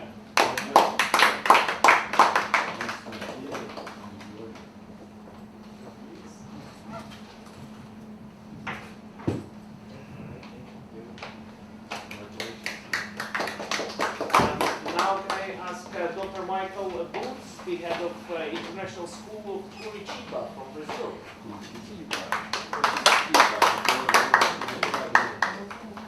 Parabéns.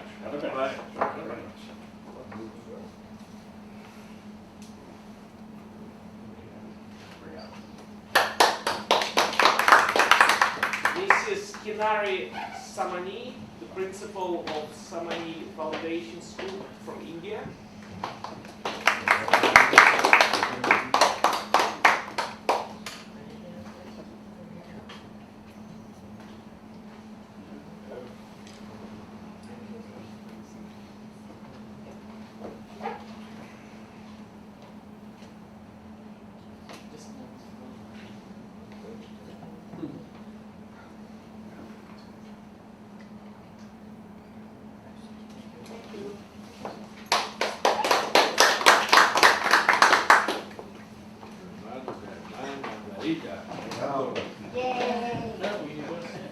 Técnica de la Mar y la Sierra México.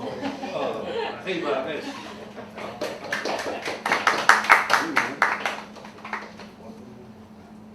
Claro.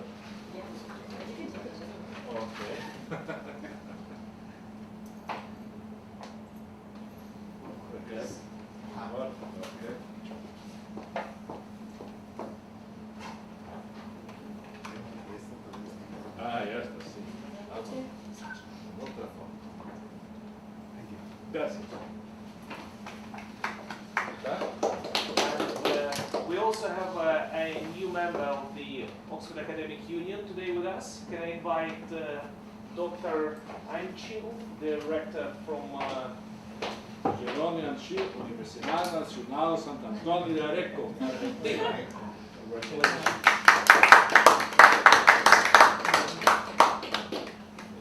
Welcome to the club. Wow. Wow.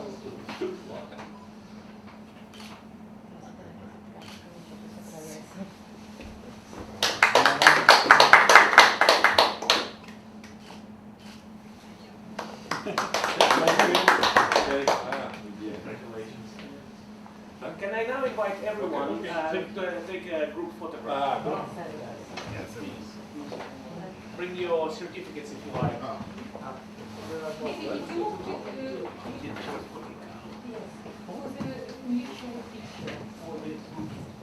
La fotografia del gruppo.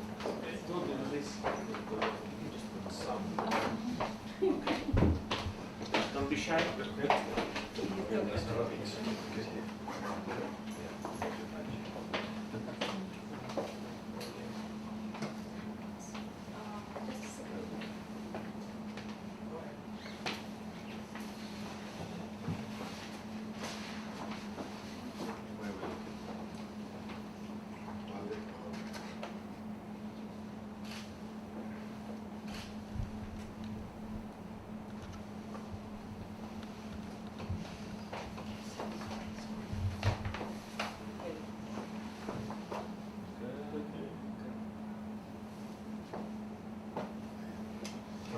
There's one picture for our official photographer there.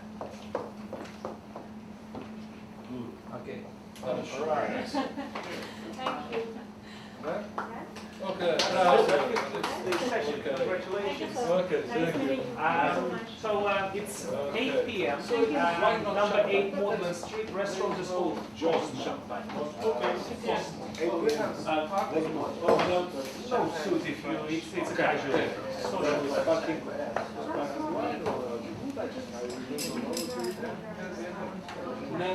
Russia.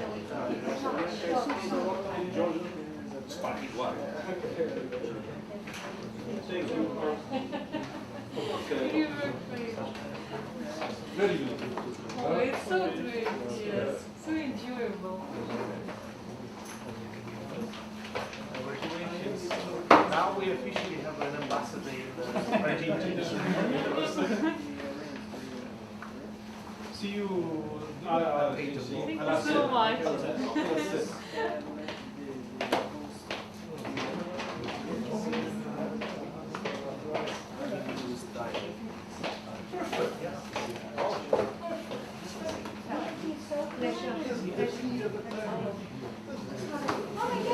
please. It's not a problem at all.